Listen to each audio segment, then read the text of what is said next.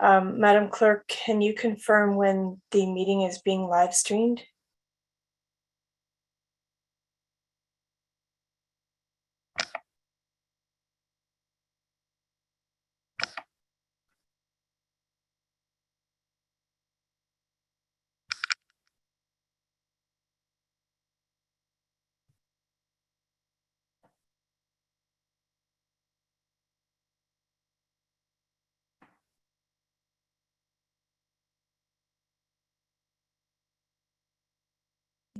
Through you, Madam Chair, I can confirm the meeting is live.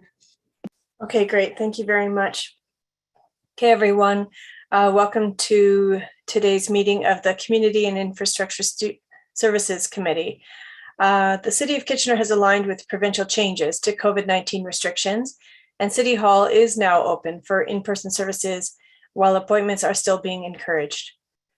The city remains committed to the safety of our patrons and staff and continue to facilitate electronic meeting participation for members of the public.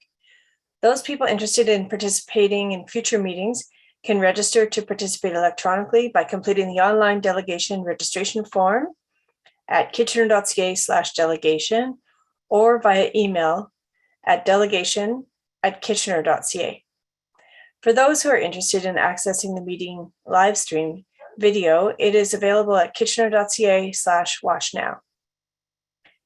All right, so now we'll begin with our consent items. Can I have a mover? Councillor Davey. All those in favor? Opposed? That's carried. All right, thank you. Next, we have our discussion items. So I want to just make a quick note that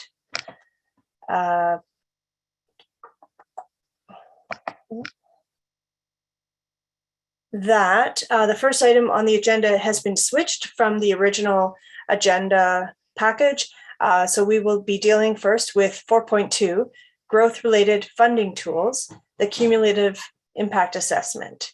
So we will have a presentation from Mr. Tim Donagany, Senior Planner, on this matter. And we also have other staff in attendance to answer questions as needed.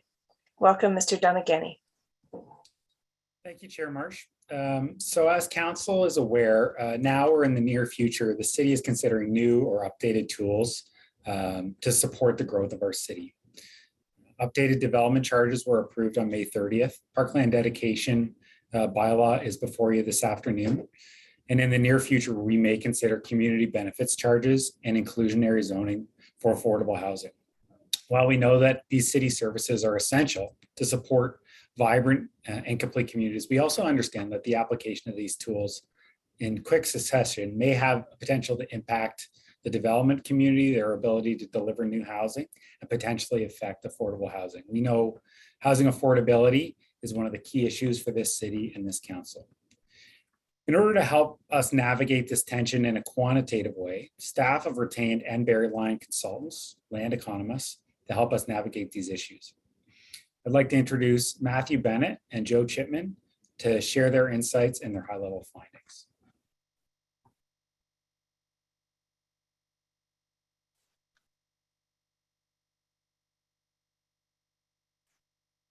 Thank you, Tim. And through the chair, I have about 5 slides of content in 5 minutes, so I will go quite quickly and save room for discussion afterwards. My name is Matthew Bennett. I'm a partner at N. Berry Line Consultants. Slide, please. Our role in this project was to consider the potential impacts to development feasibility with the introduction of revised municipal rates and charges. This is meant to form a basis of evidence for the city as it advances new policy decision-making. We do this through a forward-looking development pro forma, as if a developer were to buy a site today and then advance through the development process. We measure how a developer's budget for land would be affected by the policy changes and whether land could still be acquired for development at those prices. We're capturing current market conditions to the extent possible. Slide, please. The policy analysis includes incremental and cumulative testing across a mix of market locations and forms. The policy tests include new development charges, community benefits charge, a parkland dedication rate at $12,000 per unit, a maximum, and inclusionary zoning. Cash in lieu of parkland and inclusionary zoning are the most notable in terms of their impacts. When we exclude inclusionary zoning, these cumulative charges would represent an increase of costs of about $14,000 per unit in the downtown example. The testing covers about 5 market locations and a range of development forms, in total about 150 different pro forma iterations across the city of Kitchener. Next slide, please. It's important to highlight that current market conditions are experiencing a high rate of change and represent a more challenging economic environment for residential development than in recent history. Pricing for residential units has historically grown at a rate that has offset increases to the cost of housing production. However, we've seen this erode recently with inflationary pressures on costs and interest rate rises that will affect the borrowing capacity of homeowners. Next slide, please.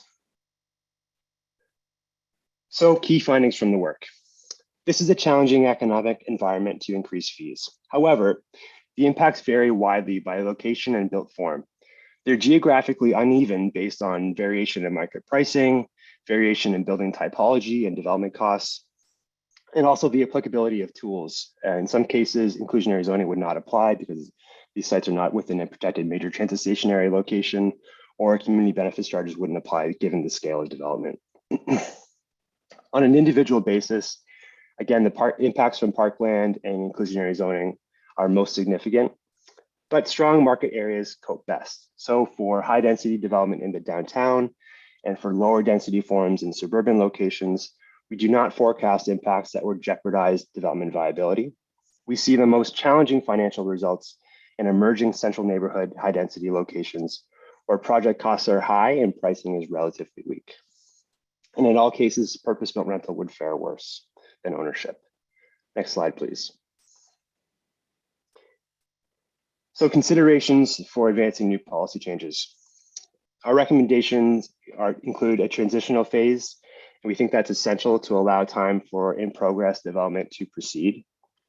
When advancing inclusionary zoning in the future, should that be council's prerogative, consider offsetting tools to mitigate the impacts of that policy dynamic. As was our recommendation to staff, the proposed policy for parkland policy includes nuance that would appear to address financial impacts by allowing for flexibility in on or off-site land dedication, and also by allowing for site-specific appraisals, as a pressure relief mechanism in weaker market locations. Given market dynamics, we recommend that the city consider updating these policies quite regularly. And finally, other policy support could help to accelerate transit-oriented development outside of downtown locations where market demand is weaker. Next slide, please. That concludes our presentation for today. I think I'm on time, but I'm here, and so is my colleague, Joe Chipman, to answer any questions that the committee may have. Thank you. All right, thank you very much. You were definitely on time. You had 2 minutes to spare. Good job. So I saw a question for you, but I don't see one. Oh, here we have a question for you. Yes, Councillor Chapman. Yeah, thank you. And thank you for the presentation. I noticed you have inclusionary zoning, and you mentioned a few times throughout your presentation. I'm just a bit puzzled because it's sort of in the hands of the region to come up with that policy. So what relation, why are you making that connection here with the development charges?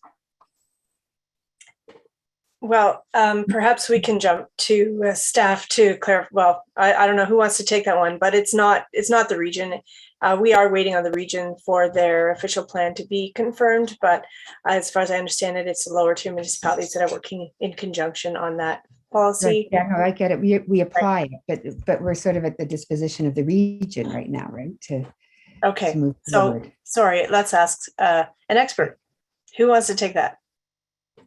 Yeah, through you, Chair Marsh, I'll try.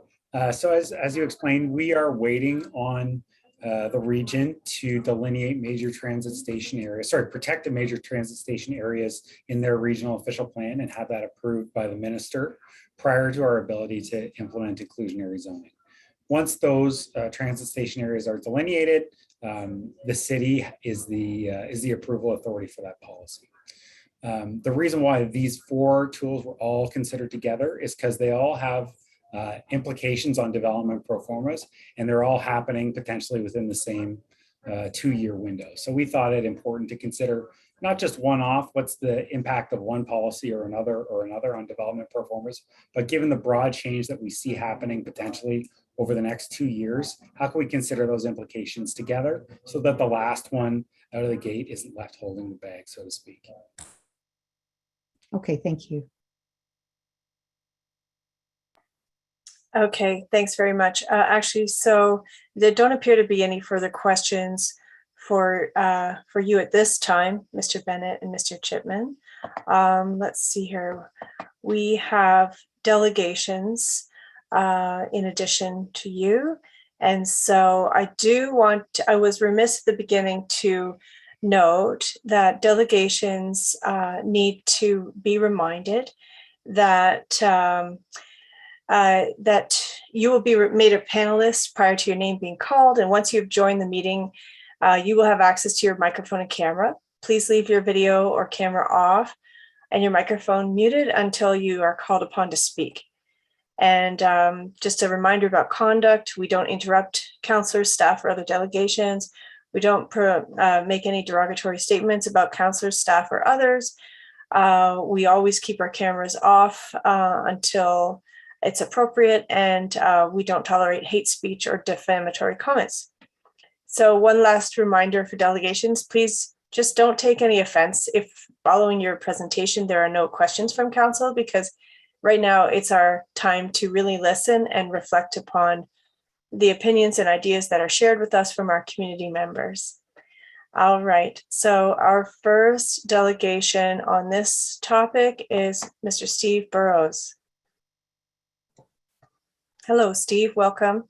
Hello, I didn't anticipate speaking so soon. So yeah, I'll be brief. So firstly, I'm just going to go through the pages that are listed at the bottom right-hand corner of the document.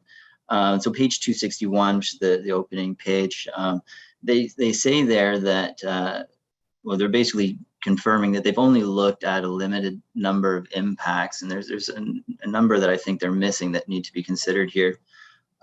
Namely the impacts of, say, tent cities in the downtown. You know, what is that going to do if we don't encourage affordable housing and tent cities continue to build in downtown? What is that impact going to be to land values in downtown? Is that worse than what they're projecting here? The other one would be the impacts of a lack of parkland in the downtown. So what is that going to do to the value of land? You know, it's not going to be just these fees that are going to have these impacts, and I'd suggest that parkland, lack of parkland, and tent cities may have a larger impact. Then at page 267, the chart shows what seems to be a trend of reduced demand and reduced population. And you know, I'm just trying to understand if that's the case, you know, do we need to be considering, you know, further increase in development? Page 270. Again, it shows that there seems to be a large supply. It shows Kitchener seems to have a very large supply coming on board. Again, what is that going to do to pricing? Page 274, that document, that chart looks to show, in fact, does show that profits remain consistent regardless of the impacts of the land values. Another point I would just say is that they seem to use the terms homeowners and land values interchangeably when that's actually not the case. Land values are speculative. Homeowners are people who own their home. So there's a big difference there, I think, needs to be distinguished. So profits from developers shown on page 274 are going to remain consistent regardless of their land values. And then on 278, you're referring to site selection and how there's 4 different neighborhoods. Again, I think a lot of this is dependent on the downtown as an area for development. So what are some of the other criteria that are going to push developers out of Kitchener? Say, again, parkland, lack of parkland, and that sort of thing, the high density, oversupply. What is this going to do to the prices? Finally, I just want to draw everybody's attention to page 282. And I mean, this highlights something that I've been saying for a long time. In fact, I emailed both Debbie and Sarah on this a long time ago to say that the city's burden for each condo unit is about $86,000 per unit. And I did this probably even before this document was commissioned, just with a quick calculation of my own. So I'm surprised to see that that same value is coming out here. And looking at these costs, even with this cap, I mean, yes, I don't even know what to say. So currently, if you look at current numbers versus what is required at the 86,000 a unit, there's a 3,083 percentile shortfall. And even with the cap, there's still a 342% shortfall when you consider the cap of 12,000 a unit. I mean, this chart is very clear to show this massive shortfall. And I think the shortfall is not only due to what is being charged, but also land values, that the fact that the land values in the downtown are being pushed so high because there's seemingly infinite density available. That is creating the shortfall in my mind. The other question I just wanted to ask is, with this cap of 12,000 per unit, should that not be variable and dependent on where you are? If your land value in the downtown core is however much an acre, should that cap not be different than somebody whose land value is much less per acre? Those are my comments. Well, that's a lot to take in. Thank you very much for your thorough, set of comments and questions. I appreciate that. Those can be taken away by members of this committee and by staff to consider. Is there anything in particular that you would recommend is done differently? That's a long discussion. Okay, no, we don't have a long discussion time right now. Maybe this discussion will continue offline. Thank you very much. There don't appear to be any other questions for you right now, Mr. Burrows. Thank you. All right. Next up, we have Mr. Hal Yeager. Go ahead. Good day. Hello, respected chair, council members. My name is Hal Yeager. I live in Old Berlin Town. I'll be brief, sharing only 3 main points out of respect for your time, and because I've not had much time to deeply analyze this matter, as overloaded as we all are in addressing other major proposals. First, I see the consultant's report as focusing primarily on the for-profit development industry. It cites lower profitability as a disincentive to for-profit development. Fair enough. But lower profitability is not a disincentive to not-for-profit housing providers. And lower land costs could make land acquisition more viable for the not-for-profit sector and for various levels of government that I believe should be more involved in providing affordable and supportive housing. Lower land costs could also make parkland acquisition more viable. Second, I see that the for-profit sector has been engaged in this consultation. I don't feel that the balance of the community has been brought to the table. I fear we are moving far too quickly to permit the citizenry to engage. Some feel this is intentional on the part of our provincial government. I welcome further discussion with staff. Finally, the steep rise in land pricing has been a concern to many of us that has resulted in many social harms. A properly transitioned devaluation may be a boon. Just ask all the folks keen on buying their first home if they might welcome a devaluation in the market. I should also note, as a homeowner in an MTSA, I do not fear a properly transitioned correction to the steep increase in market value. I did not buy my home as a means to take advantage of anticipated increases in market values. My home will continue to shelter me from the elements and offer all the enjoyments it presently does. Lastly, I do stand to benefit from more of my community's needs being met. Thank you for your consideration.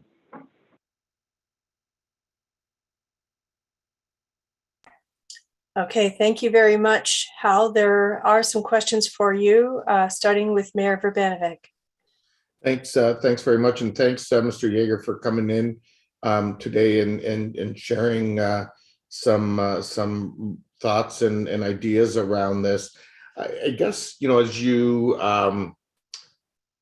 you reflect on the for-profit sector versus the not-for-profit sector, in particular, are you thinking that, and I know the report references some exemptions, but is that an area that you think that we need to be more aggressive in terms of the not-for-profit sector? Could you clarify which exemptions you might be speaking to? With respect to park dedications in particular. I was actually going to speak to that in my later delegation, but I'm happy to speak to that. Sure.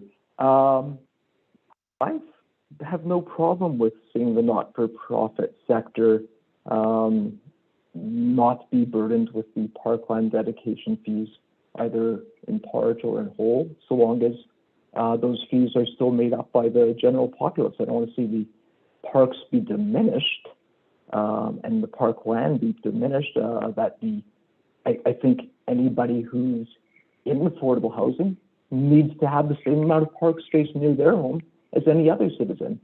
And I certainly wouldn't want to see the general population in any way, some neighborhood perhaps, oppose an affordable or supportive housing project because it means the amount of parkland would be reduced. So I think we have to make up for the shortfall, but certainly we can shift the burden of the cost more generally to the broader society. Okay, thank you very much. Myself included. Thank you. Okay, thanks very much. Those appear to be all the questions so far for you on this matter, but we'll see you again shortly. Thank you. And so I'm looking for a mover for this item to receive the report. Mayor Verbanovic, is your hand is still up? I was assuming you were lowering hands. Oh, I can totally do that. I'll get on that, sure. But can I have a mover, please, for this item? Councillor Chapman, are there any comments or additional questions? All right, all in favor? Any opposed? That carries. Okay, next up we have the long-awaited parkland dedication discussion where we're going to look at places and spaces, park strategic plan and park dedication update. And we will start ourselves off with a presentation that might be approximately 10 minutes long from Mr. Niall Lobley. We also have Mark Paris, landscape architect, and Denise McGoldrick, our general manager in infrastructure services, who are available for questions as needed. So over to you, Mr. Lobley. Oh, you're muted.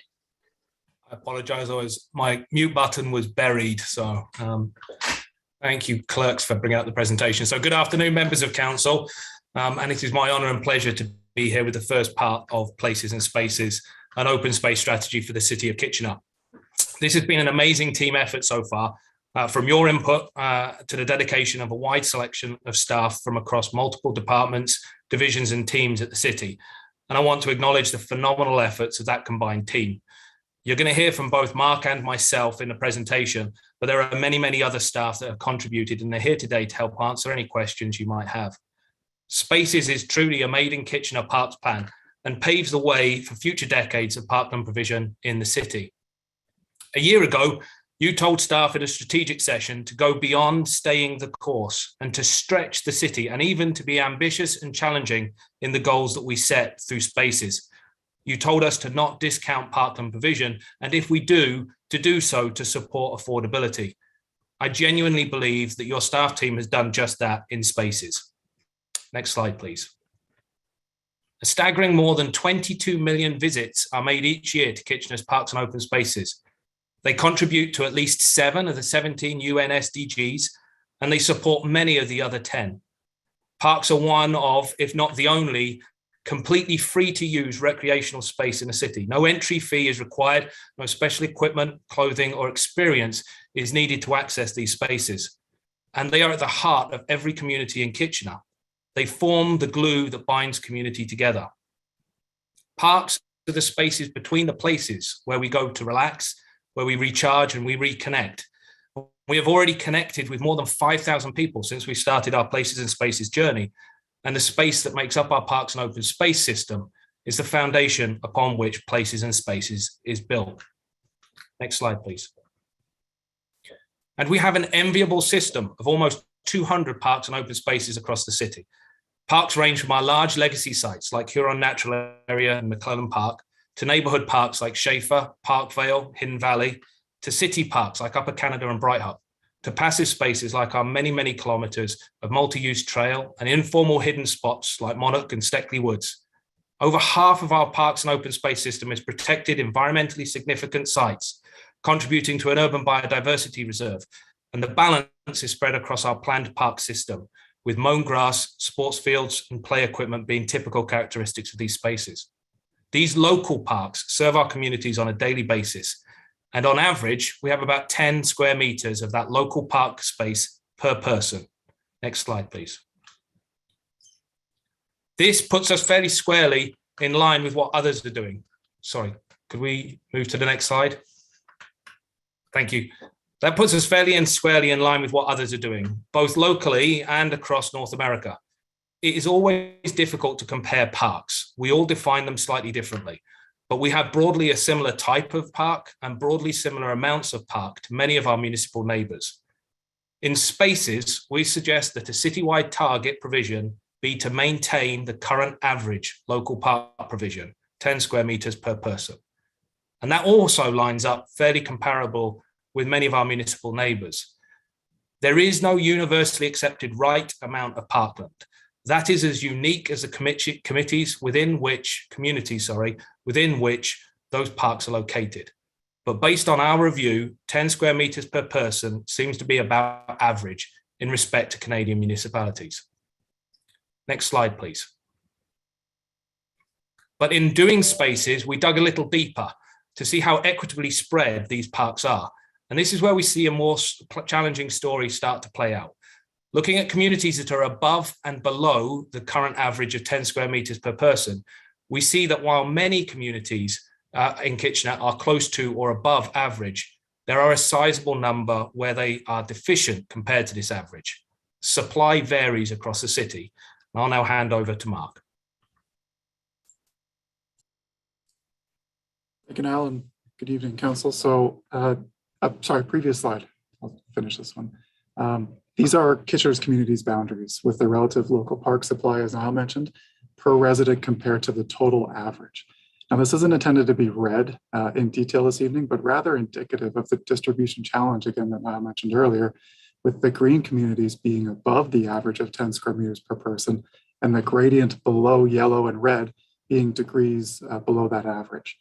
The trend we see is within the age of each community. Older developments will be highly variable on both extreme sides of the average, whereas more modern developments will be evenly distributed and more closer to that average provision. Next slide, please.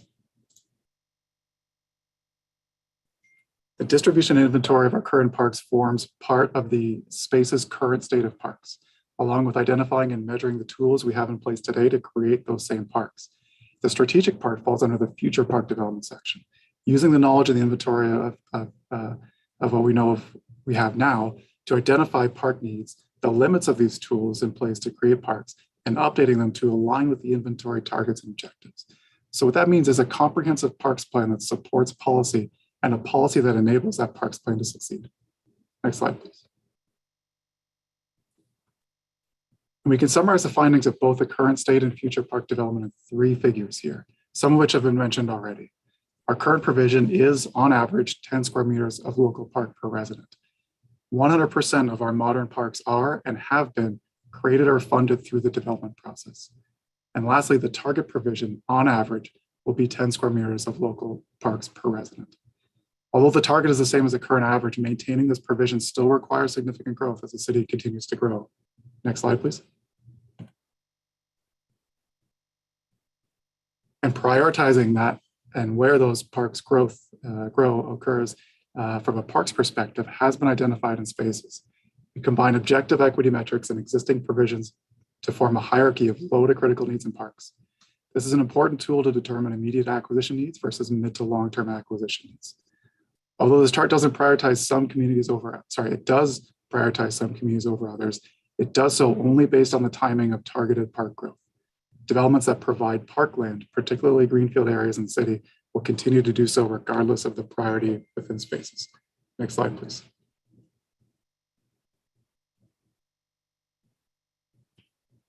We then layer the impact of the type of growth, particularly shift seen in Kitchener and among many other cities from growing outward to upward. And this intensification challenges our ability to provide park spaces equitably throughout the city. Areas of intensity are putting more people within those communities, those red boundaries that were established before in the previous map, in areas that are already below average park provision. And what we want is a realistic and achievable objective for these communities as they experience their rapid growth. And we've used the major transit station areas as the boundary to set those objectives. As seen in the report at 4 square meters per person, 4 and 8 square meters per person, for communities within MTSAs and those that are partially included. Next slide, please. Now, these objectives may seem like reductions, but do represent significant growth in the park's inventory, accommodating for a 20-year growth projection, while being grounded in the realities of acquiring park space. This chart illustrates the details of each community. Next slide.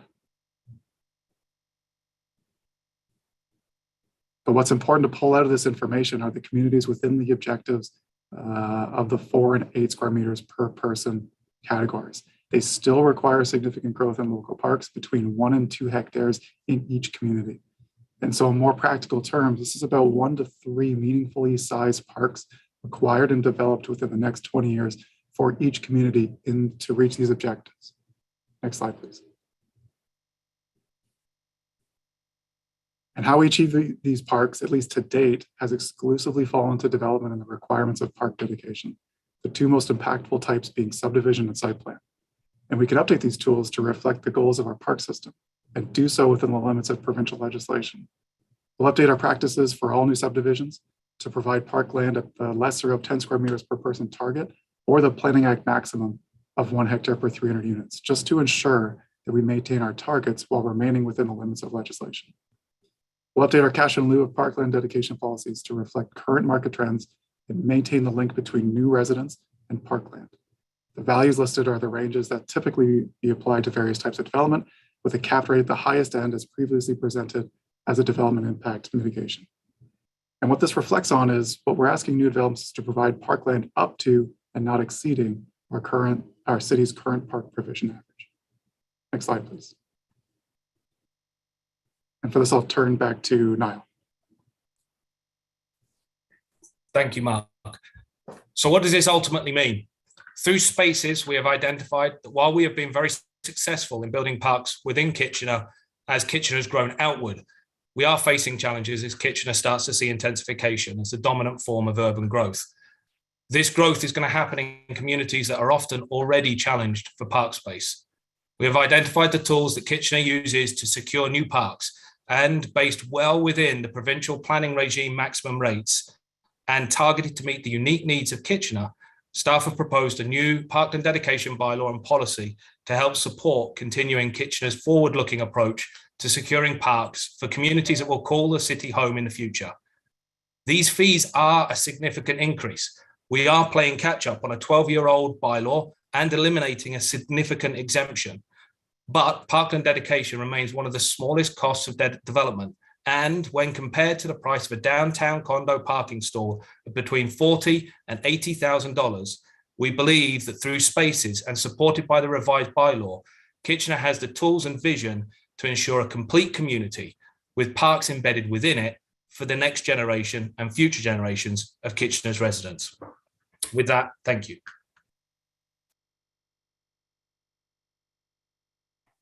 Okay, thank you very much.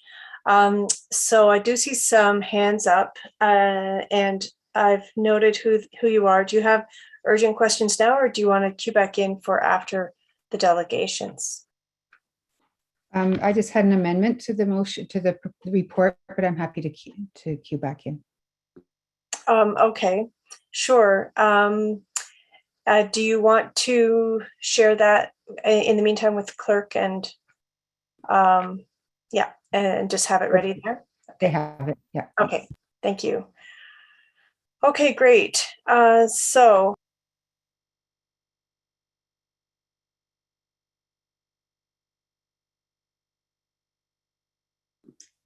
You're on mute, Sarah. thank you.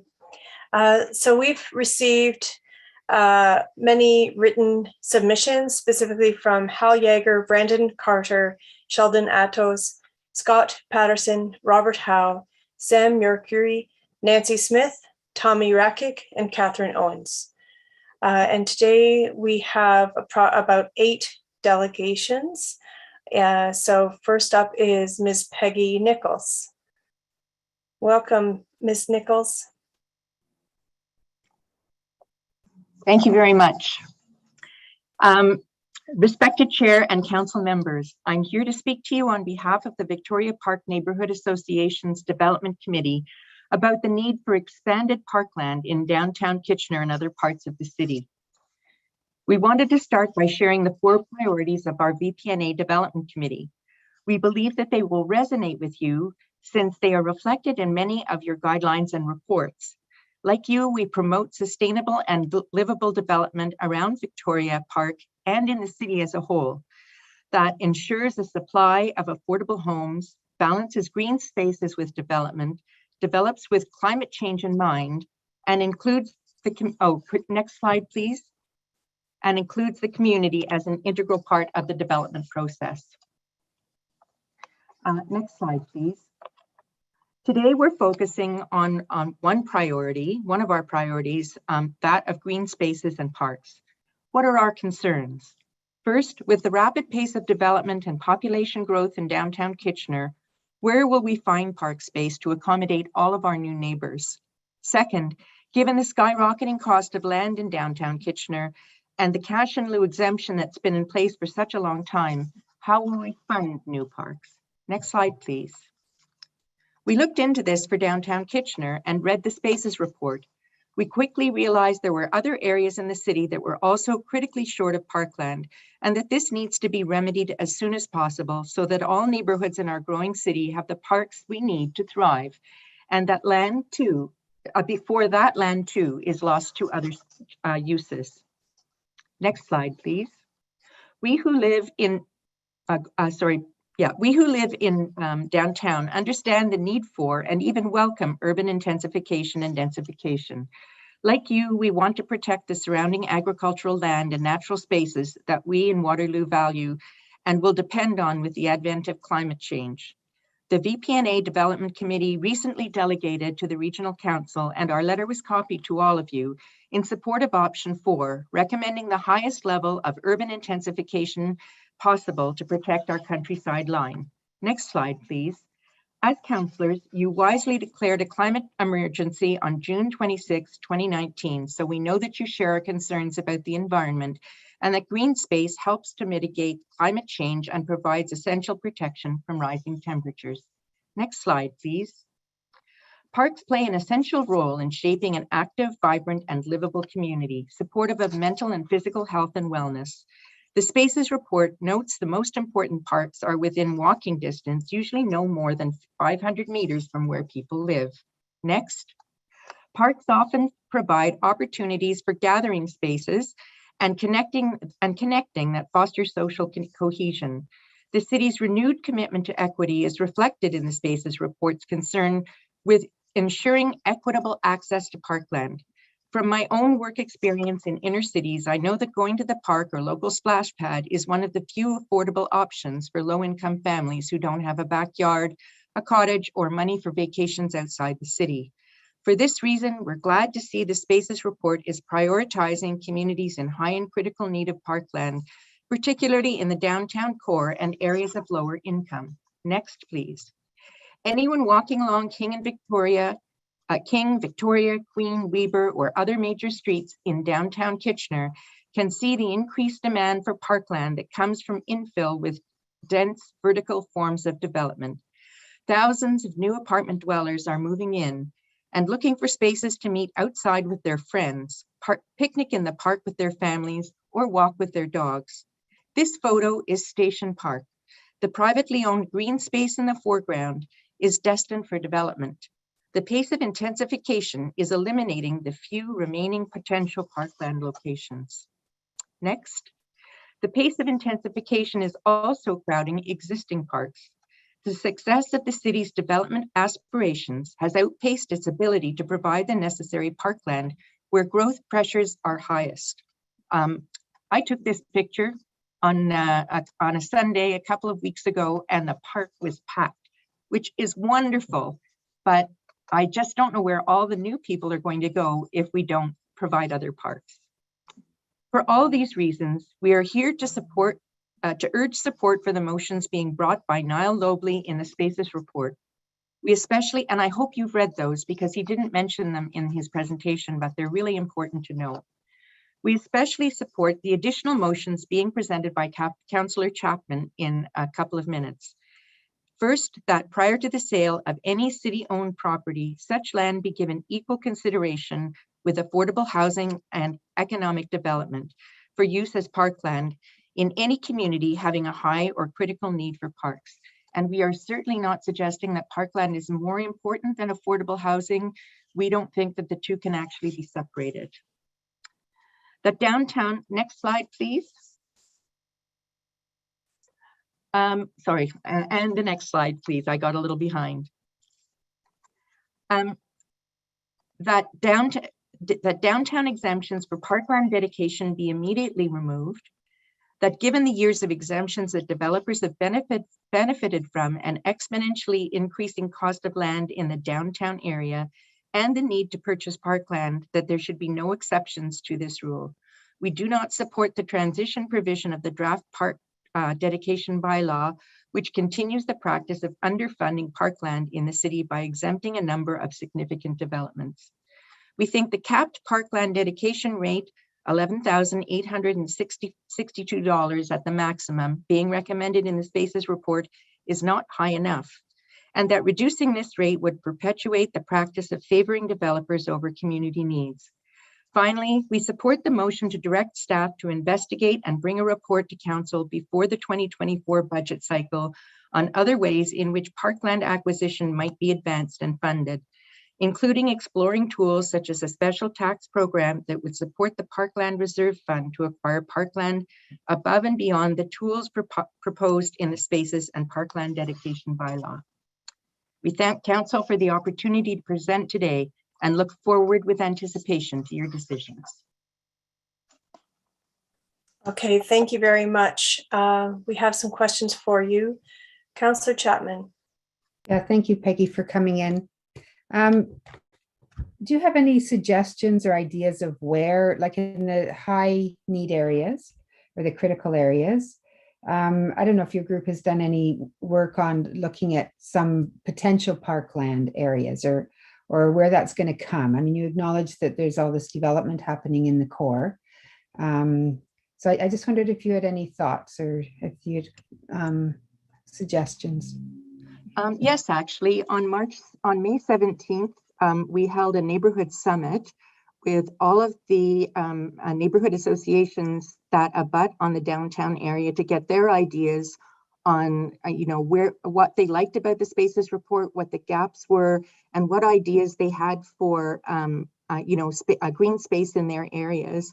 And they came up with some really interesting and creative ideas, like ways to green laneways was one suggestion in one of the neighborhoods that has very little potential green space available. I know that in the spaces report, they're recommending that that the city look at partnering maybe with the school boards to look at ways of sharing that green space when it's not in use by the schools. And I know that neighbors have suggested that as well. But it's not just schools, it could also be churches. Many churches are looking for ways to share their properties with the community. Somebody else identified a green space around a senior's home, which could, provide some very interesting opportunities for seniors and families to connect that would enhance both. And in terms of city-owned land, we have our eye on Bram Yards. And we know that that is a very valuable piece of property for the city of Kitchener. It had been suggested once before through Cherry Park that the city consider making that park space. It's approximately 2 hectares. I've walked around it with planners. I think it would be an ideal space for both green space and parkland and also some affordable housing. And I think that it is in an ideal location because it is right behind a row of towers, high-rise towers that are probably going to bring in approximately 5,000 new residents between now and when those buildings are built. And that's between Park Street and King Street.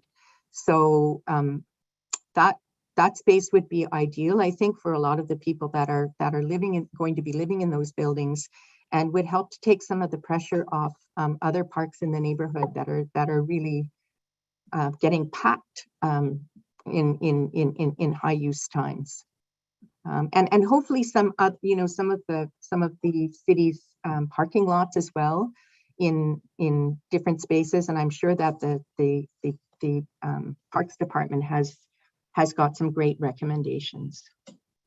Great, thank you. Thank you for all the thought and time you've put into this, and for coming in today. Thank you. My pleasure.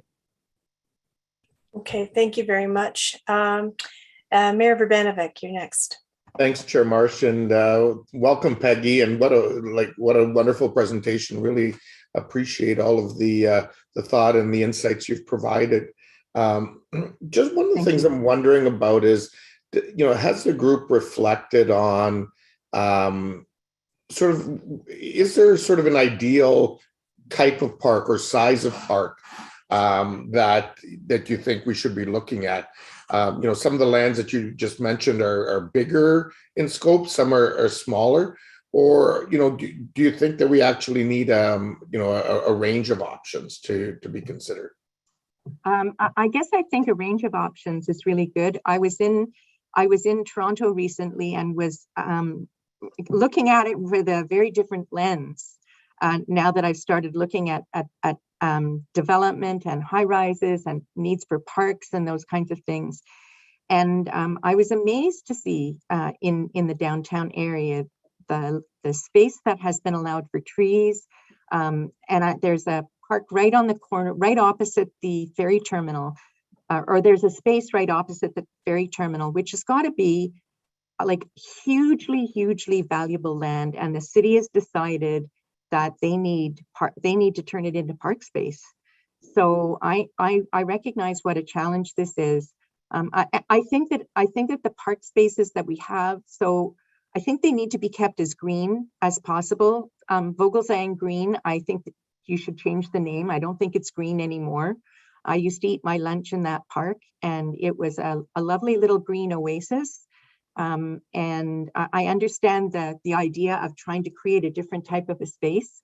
But I think as much as possible, in order to mitigate the effects of climate change and the impact of creating heat islands with so much more development and high rises in the downtown area, we need to keep as much green space and tree canopy in the downtown as possible, even though that's challenging.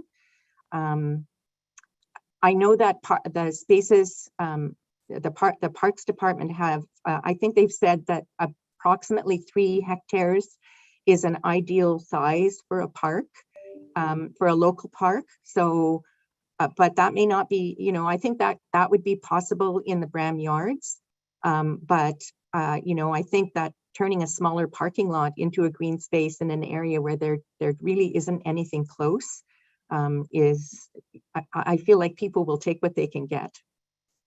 For sure. But I think people will push for as much as they can get too. For sure. And any particular thoughts around, I guess, you know, age demographics? I mean, as we look at these different sizes of parks and so on, is it, you know, from the work that your group has done, is the preference to see things that might be specifically targeted towards certain age groups, or things that might in fact be intergenerational and support a you know, a range of age groups? Well, so for example, if you were doing a park in an institutional setting at a seniors home, for example, I would think that you would want maybe a little fenced in park, and maybe parents with toddlers could bring their children there, have walkways that could go through them that would be wheelchair and walker friendly, trees that people could sit under. You know, shade is going to just become more and more and more important. So in smaller spaces, I think that like small parks that would allow places for people to come and sit, but also for smaller children to play would be great. And then the local parks, I think, need to be of a size where you can, you know, throw a frisbee, bat a ball, you know, have a space for picnicking, those kinds of things. Some playground equipment, some fitness equipment, like what we've seen at Victoria Park. I'm amazed to see that equipment that was put in at the parking lot at the end of Dill Street, being used even in the winter time. Yeah. And it's used by people of all different ages. So wonderful. I think there's lots of creative things that can be done. And I guess I can't stress enough, you know, one of our priorities is citizen engagement.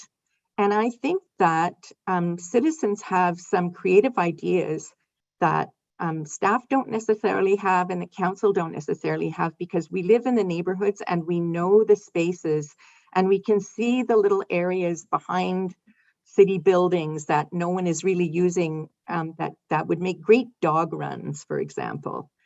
And those may not, you know, those may not come to the attention of people that don't live in the area. For sure. Wonderful. Thank you. You're welcome. Okay, thank you so much for coming in and for all of the work that you've done in this area in order to prepare for today. So thank you. Those are all no problem. This is those are all the questions we have. We have the next delegation is Ms. Jennifer Meter.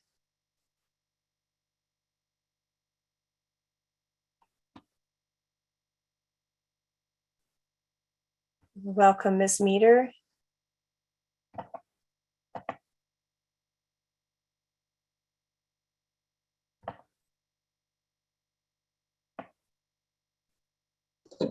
Oh, there you are. Hello. Good afternoon. Yes. So Ms. Meter, so can you please clarify for us what hat you're wearing today? Certainly, Madam Chair. I am here on behalf of the Waterloo Region Home Builders Association. I've been retained as counsel on behalf of the association. Okay. I just thought it would be important to clarify, since you are sitting on our Committee of Adjustment as well, where you make decisions regarding development applications. So I just wanted to, it could be perceived as a conflict. I just wanted to make sure that we are all clear on which hat you're wearing today. Thank you, Madam Chair. I do not believe I have any conflict. I have a code of ethics with the Law Society of Ontario. I certainly could not appear in front of the Committee of Adjustment, which is, of course, an arm's length body to this council and this committee. So I'm confident that I have no conflicts appearing here and representing the association. Okay, go ahead. Thank you for the opportunity to address this committee on the city's proposed parkland dedication bylaw on behalf of the association. This is a very important issue for the association, whose member companies are responsible for over 90% of all new residential construction in the region. Consequently, the association's members will inevitably be financing and delivering a significant portion of the parkland needed to accommodate future residents. So there's an obvious benefit to the association of ensuring that those future residents are well served with parkland. But the association also has a mandate of maintaining affordability and consumer choice in housing form. The association looks forward to working in partnership with the city to strike the appropriate balance among these various objectives. The association submitted written comments on the draft bylaw on May 19th. City staff promptly provided written responses on May 26th, and we thank staff for that. My comments here today will focus on some of the aspects of the bylaw and parkland program where city staff and the association appear to remain at odds. Due to the 5-minute time constraint, these comments are not going to be exhaustive, and I would ask that you please consult the association's written comments of May 19th, as well as the outline for this delegation. So the first issue I wanted to speak to was the use of parkland reserve funds. Staff have advised that the city's parkland reserve fund currently carries a balance of 8.6 million. Staff also advised that these reserve funds are being used in part to reinvest in existing park spaces. Respectfully, we do not agree that the Parkland Reserve Fund collected under the Planning Act can be used to reinvest in existing park spaces. The Planning Act narrowly limits the use of cash in lieu funds for the acquisition of land, as well as the erection and improvement of buildings and the acquisition of machinery. The development of parks is to be funded through the Development Charges Act. The second point is credit for POPs, which is an acronym for privately owned, publicly accessible spaces, and credit for strata parks. City staff have indicated that they will grant a 25% credit on parkland otherwise required for the delivery of POPs. No credit amount has been assigned for strata parks at this point. There are many good reasons to allow full credit for these types of parks. This approach would help address affordability issues and land scarcity, particularly within existing urban areas targeted for intensification. These parks will function in the same way as a typical public park owned by the city, but because they are maintained by a condominium corporation, that limits the city's liability and maintenance costs, which of course is a good thing for everyone, including the taxpayers. Achieving affordable and appropriate intensification will require innovative and creative solutions, and some previous delegates spoke to this as well, for providing recreational opportunities. POPs and strata parks can result in exceptional park spaces. This is one area where the association is looking to the city to work in partnership with the development community to create really great and exciting spaces. And there are many examples around the province where these types of arrangements have been very successful. And in my respectful submission, the city should be encouraging these creative solutions in the current planning environment. And quite frankly, a 25% credit will not provide the incentive required to make that happen. Similarly, credit for open space, lands, and trails. Similar to POPs and strata parks, the association strongly suggests that full credit be given for open space lands dedicated to the municipality, as well as the construction and dedication of trails undertaken by the developer of a development application. Staff have suggested that on rare occasions and only on case-by-case basis, this may lead toward parkland dedication being met partially or fully by the dedication of lands that are not local parks. We are pleased that the city is open to giving credit for these types of spaces, but to ensure fairness and transparency, the bylaw should clearly delineate the situations in which trails and open space are given credit. Again, innovative solutions are required, and which recognize the importance of these types of spaces to the parkland system. It also better responds to community demand for alternative types of recreational uses. So alternative to passive parks, sports fields, and playgrounds, a typical type of park that we think of and which is typically delivered. So in summary, the association's members look forward to working in partnership with the city to deliver parkland spaces to new and growing communities. But we strongly believe that innovative, collaborative, and creative solutions are required. So we're looking to the city to ensure that those tools are in place through the new parkland bylaw to allow for this. Thank you. Thank you for your All right. time. Thank you very much. So we have some questions for you. Councillor Singh. Thank you, Jennifer, for appearing. I think I have a number of questions. You raised a few key points regarding land scarcity, and right now, council is also looking at the land needs assessment and the regional's official plan, which addresses increased density growth.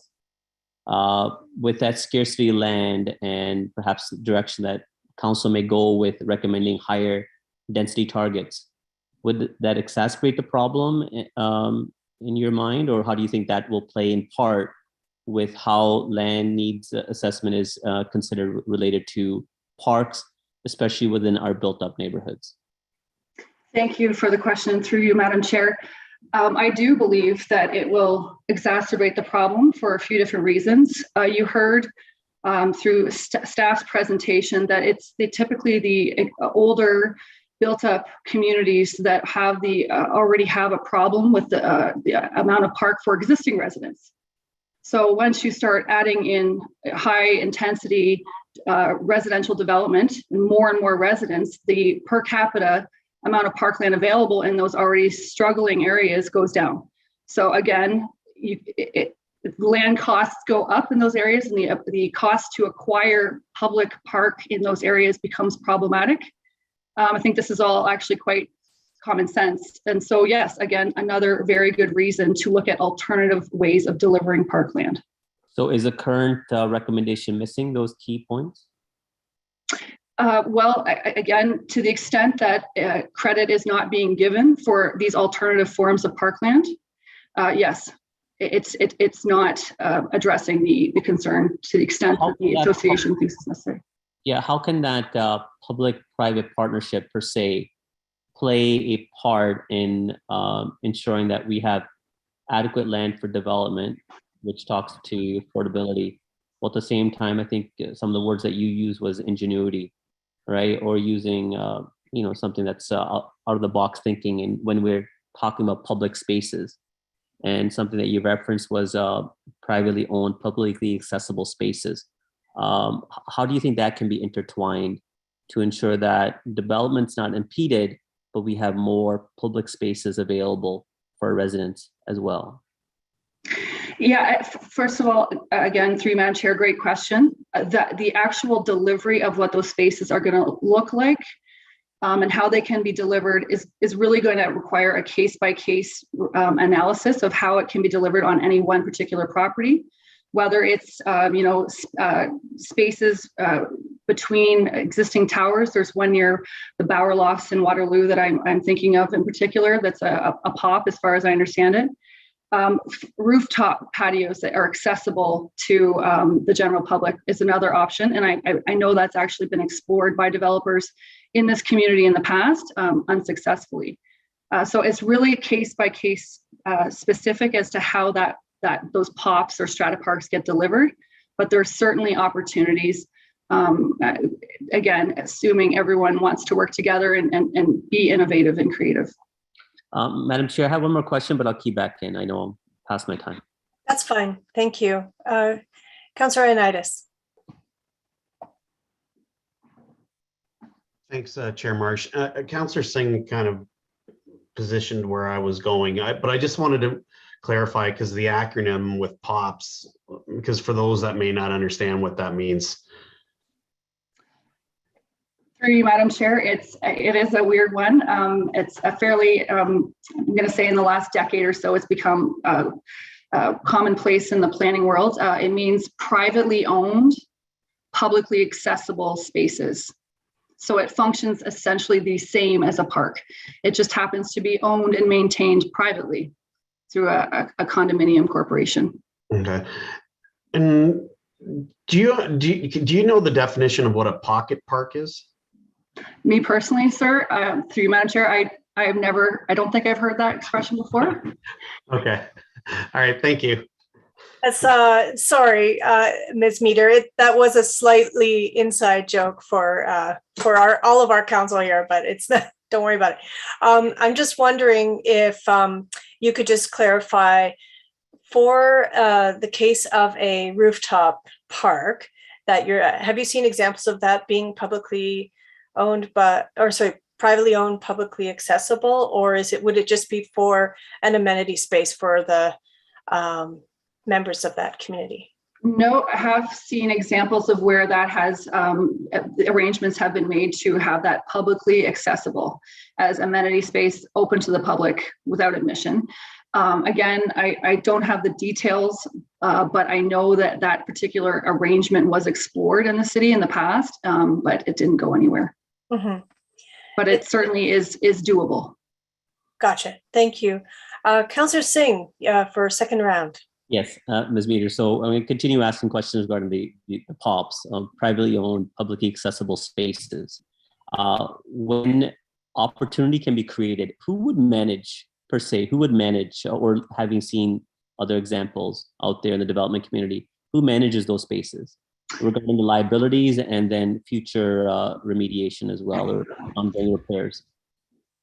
Through you, Madam Chair, the arrangement can be set up however the municipality wants it to be set up within the realms of the law and their jurisdiction. But generally speaking, the intent is that the space is maintained in the private ownership, usually a condominium corporation, and it's maintained by the condominium corporation. They fund the maintenance of that space. And then there'll be an agreement for them to, again, depending on how the city wants to set it up, to absolve the municipality of any liability associated with the use of that space by the public. So if you wanted to leverage on space, you could create accessible spaces throughout our built-up neighborhoods where land costs are quite significant. It's hard to buy up land to begin with for parks. And two, you're saying in perpetuity, the ongoing costs would be more so by the condominium corp rather than coming back on the taxpayers? That's right. That is the general principles of the POPs. Sounds too good to be true. Why are staff only wanting to give 25% credit? I'm not sure if that question is directed to me. I really. So you're 25 doesn't incentivize enough to take on that level of liability? That is the association's position, is that because it, like you said, it's too good to be true, perhaps it should be credited at more than 100%. It delivers the same benefits as a typical park, but at a lower cost to the municipality. So some of the criticism that we may hear regarding this is because it's not tried and tested. That, because there are so many unknown variables related to POPs, because as you said, it's more so over the last 10 years. That we just don't know what it would entail. But at the same time, you're saying that we have to be innovative. Now, beyond the, I guess the percentage for the credit, what more incentivization could the developer take to have more of this utilization, to have these spaces available for the public? Through you, Madam Chair, I don't know that I can give you a categorical blanket answer to that question. I think it would depend on the developer and the circumstances of any negotiations between the municipality and that particular developer. But I'm suggesting that a 100% credit is a fair and transparent and consistent way to deal with it. I'm sure there are other ways of incentivizing developers. I just can't give you a blanket answer to that question right now. Last question: would this meter need for diversity of types of public accessible spaces, or would we have similarity? All our parks tend to look the same. In this type of iteration, where it's a bit of a partnership, would that provide more diversity? Through you, Madam Chair, in my opinion, absolutely it would. You would be working with different size, shape spaces and different elevations, and opportunities to be really creative. It would not be your typical park. They'd, generally speaking, probably be smaller than your typical park. and they would probably function a little differently. Thank you. Okay, thank you for your questions. Those appear to be, are there any further questions for Ms. Meter? Right, those appear to be all the questions. Thank you for coming in. Thank you. All right, next up we have Ms. Margaret Walton Roberts.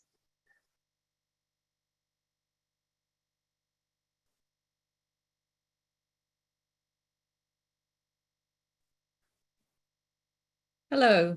Hello. Welcome. Thank you.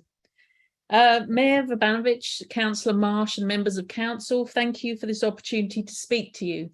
My name is Margaret Walton Roberts, and for the past 18 years I've lived on Agnes Street in Kitchener, which is part of the Cherry Park neighbourhood. I'm here to speak in support of the Places and Spaces Park Strategic Plan and Park Dedication Update, listed as item 4.2, including the Park Dedication Bylaw, which I support, with the exception of the transition section, because that means the perpetuation of the underfunding of parks in areas of critical need. I also support the motion that I hope Councillor Chapman will be presenting.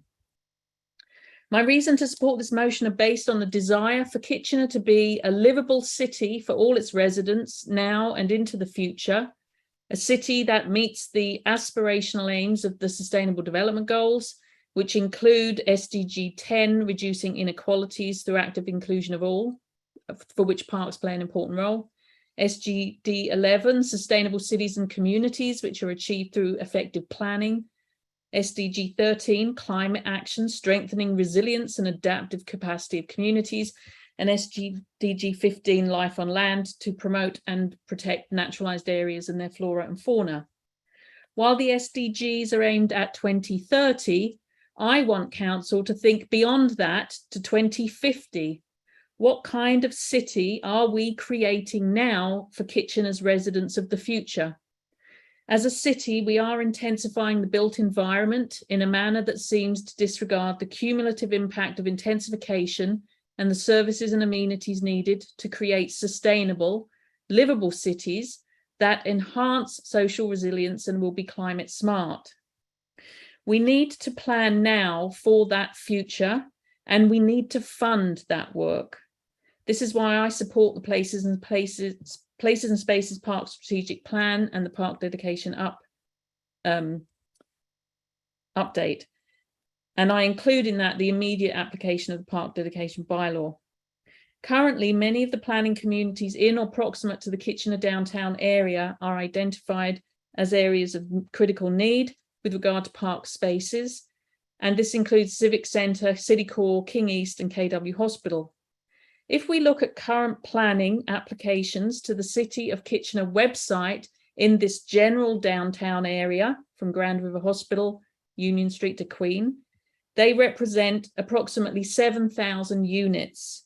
That's currently applications in the hopper. This does not include developments already under construction and those yet to come. None of these current development applications are subject to any parkland dedication fees. The city is roaring ahead in the intensification of downtown Kitchener, and there are good reasons for doing so. However, we must also consider the type of urban environment we are creating. Where can residents walk their dogs, get exercise, socialise, protect their mental health and general well-being? How much pressure will this intensification add to the existing green spaces, and what kind of experience will residents have if their access to green space is denied, or if limited green space already present is so overcrowded it totally degrades?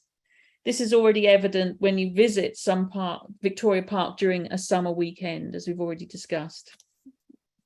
I'm asking council to take seriously their responsibility to the current and future residents of this city and pass the Places and Spaces Park Strategic Plan and Park Dedication Update, including the Park Dedication Bylaw, with the exception of the transition section.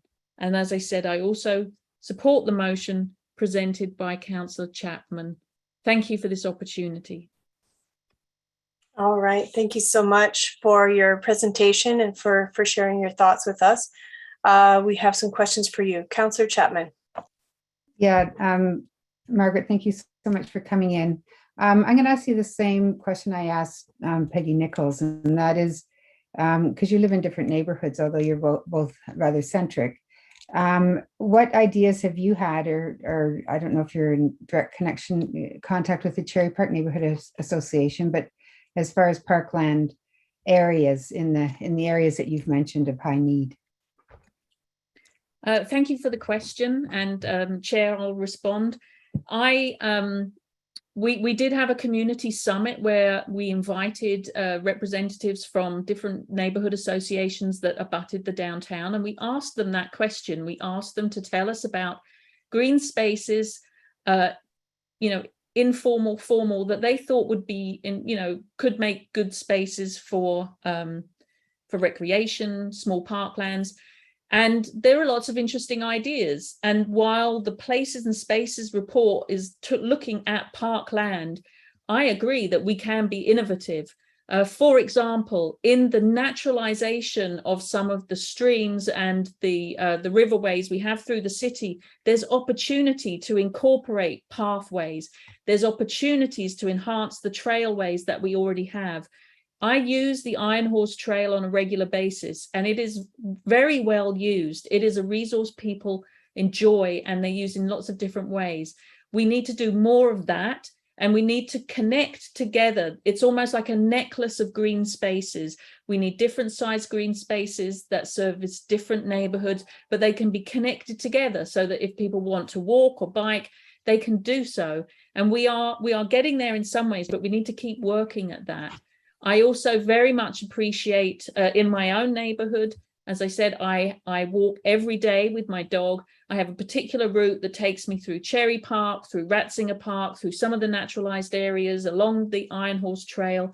We need to maintain and we need to continue to expand.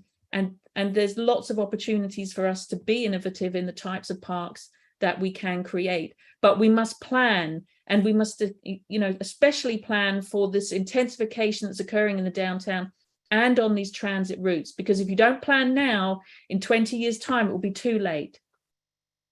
Okay, thank you very much. And thank you for coming today. All right, thank you so much. And those appear to be all the questions for you today.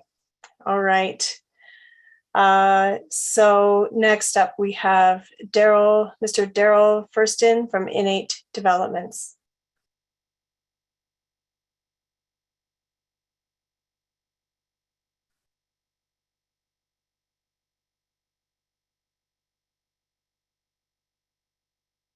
Welcome, Mr. Furston. Mute. Sorry. Can you hear me? We can hear you. We can't see you yet.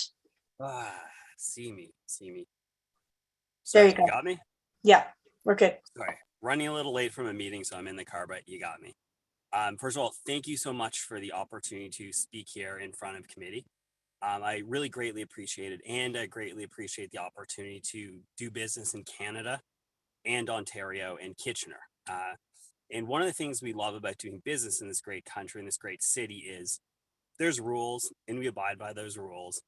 And we understand that the rules change from time to time, and we appreciate that, and rules should be relooked at. But we appreciate the fact that the rules don't suddenly change with no time for adaptation. So the reason I wanted to talk quickly was we have a lot of high-rise projects in our pipeline in downtown Kitchener, and we love doing business in downtown Kitchener. When we go out and buy land for a high-rise development site, we pay a price with certain expectations of certain rules that are in place at that time. Again, understanding those rules can change over time. Recent sites that we purchased in downtown Kitchener, the expectation was that there was no parkland dedication. We paid a price and built it into our pro forma accordingly, that there'd be no parkland dedication. The new potential proposed changes, we appreciate that parkland dedication is something that should be looked at for the future. We appreciate its value. Our only concern is with the timing of it. We believe that things that are already in process, we have projects that already have site plan applications in, deemed complete, approvals in principle. We need time to get through to the other side to the building permit. on the basis of what we paid for the land and the expectation of what that parkland dedication should be. Anything we buy from today on, I'm totally good with, whatever rule might change. I just don't want the rules of the game being changed in the 6th inning of the game. I'm cool with the rules being changed in the next game. In terms of the magnitude of the potential parkland dedication changes that are coming, it's a pretty big number. As a, for example, on one of our high-rise sites, pay about $10 million for the land. Parkland dedication would be close to $7 million. That's like a 70% tax that wasn't there yesterday. It's a big number, but I totally trust staff's ability to look at the market and see what else is going on across the rest of Ontario and pick a number that is fair. So I'm less focused on the magnitude and more focused on the timing. It's my belief that applications, and I know this is all what's been proposed, that applications that have already been processed and been deemed complete should be given an ample and reasonable amount of time to get through to a building permit. And we need confidence in knowing that we'll have time to get to that building permit before these rules change. Unfortunately, in today's economy, 12 months probably isn't long enough. We're currently dealing with a freeze in the real estate market. The real estate market turned on a dime in late March, and we need pre-sales to get to a building permit. Labor shortages, supply chain challenges. Usually we can turn a project within a year, but given the current economy we're in, it can be very challenging. For that reason, I think we need a slightly more generous timeline in order to get to that building permit on projects that are already in the queue. That is basically, that's all I wanted to say, and thank you for hearing me. Okay, thank you very much. We can clarify that with questions of staff, but first we have some questions of you. Starting off with Councillor Singh. Hey, Daryl. It's always nice to hear the excitement that you have in wanting to build and grow in Kitchener. I think it speaks volumes. So thank you for that. When you lay out your concerns about, more of a fair playing field, what type of timeline do you think is reasonable so that, developers like yourself are not all caught off guard because your pro forma was based differently, and then all of a sudden you're having to deal with a very different unexpected cost, let alone all the other market conditions that you have to pair with as well? Exactly. So thank you for the question. I've spent a lot of time thinking about this. I think 36 months is a fair and reasonable amount of time. Some would say forever. I don't say forever. I think you should hold developers' feet to the fire and make them get out there. We want more housing, push them to do it, but you have to give them a fair and reasonable amount of time. I think 36 months is reasonable. Another quick thing to consider in all of this is, in some cases, when we purchase a piece of land to develop, there's a tenant in that building, and we have to give them time to move out. In our case at 26 Charles, the tenant is Google, the largest employer, the largest private employer downtown. I don't want to have to go to them and kick them out earlier when they had an expectation of staying for a certain amount of time while they build out their next space. Okay, so that's something that can be put forward to staff, asking what they feel regarding that 36-month time delay. The other thing is, apart from it being applied suddenly where you didn't expect it to be applied at all, and in other areas where it has been applied, but looking at it almost a 4-time multiple, how does that diminish, the development consideration in Kitchener? Like, how does that play into your calculations? Does that slow your thinking in wanting to build in Kitchener when you're looking at that steep of an increase? Yeah, I think it's going to be a challenge. I mean, ultimately, I've said this in front of council before. Us developers, we're middlemen, we're brokers. We come in between all the costs and the end buyer. If we don't walk out and produce a 10 to 15% margin for our bank won't finance it, nothing gets built. So ultimately, all these extra costs are going to be added on to the end buyer. The problem with adding all these costs onto the end buyers, it slows. There's less buyers that can pay that price, and less buyers is going to slow down development. So it is a challenge. In saying that, I also like parks. So I totally understand where they're coming from for needing a parkland dedication. Just got to find the right timing and find the right number. Okay. All right. One last question. Just like you, I very much like parks as well. I think we need to have a vibrant community. We need to have those public spaces throughout.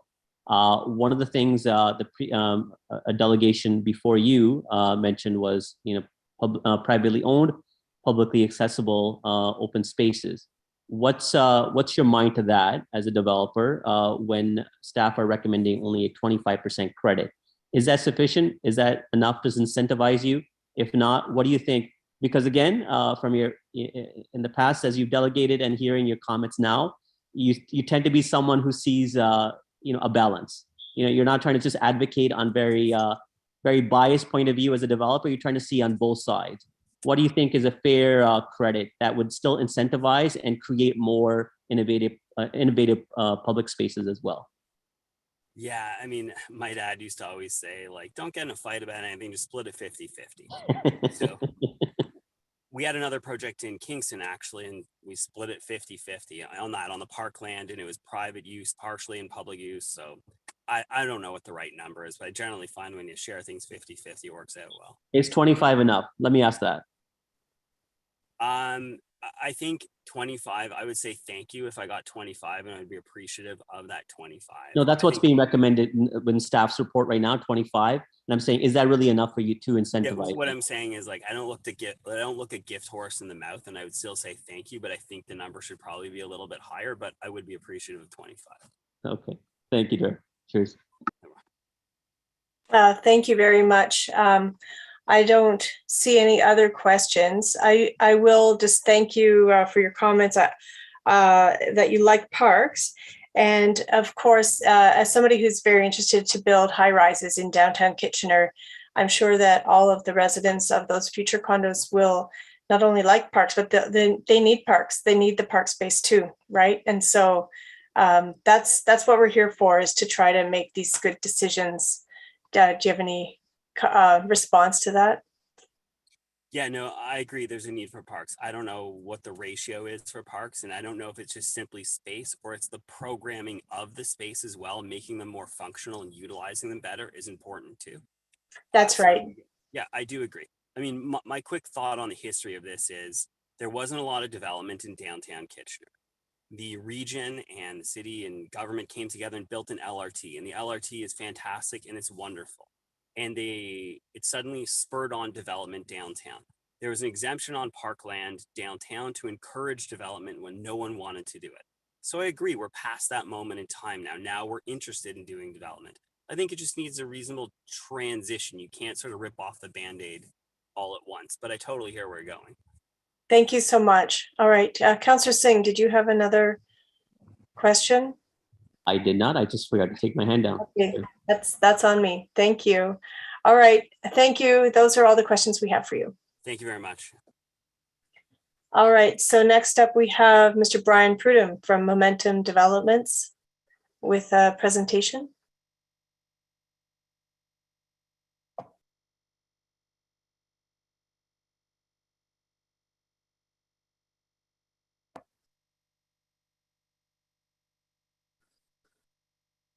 Welcome, Brian.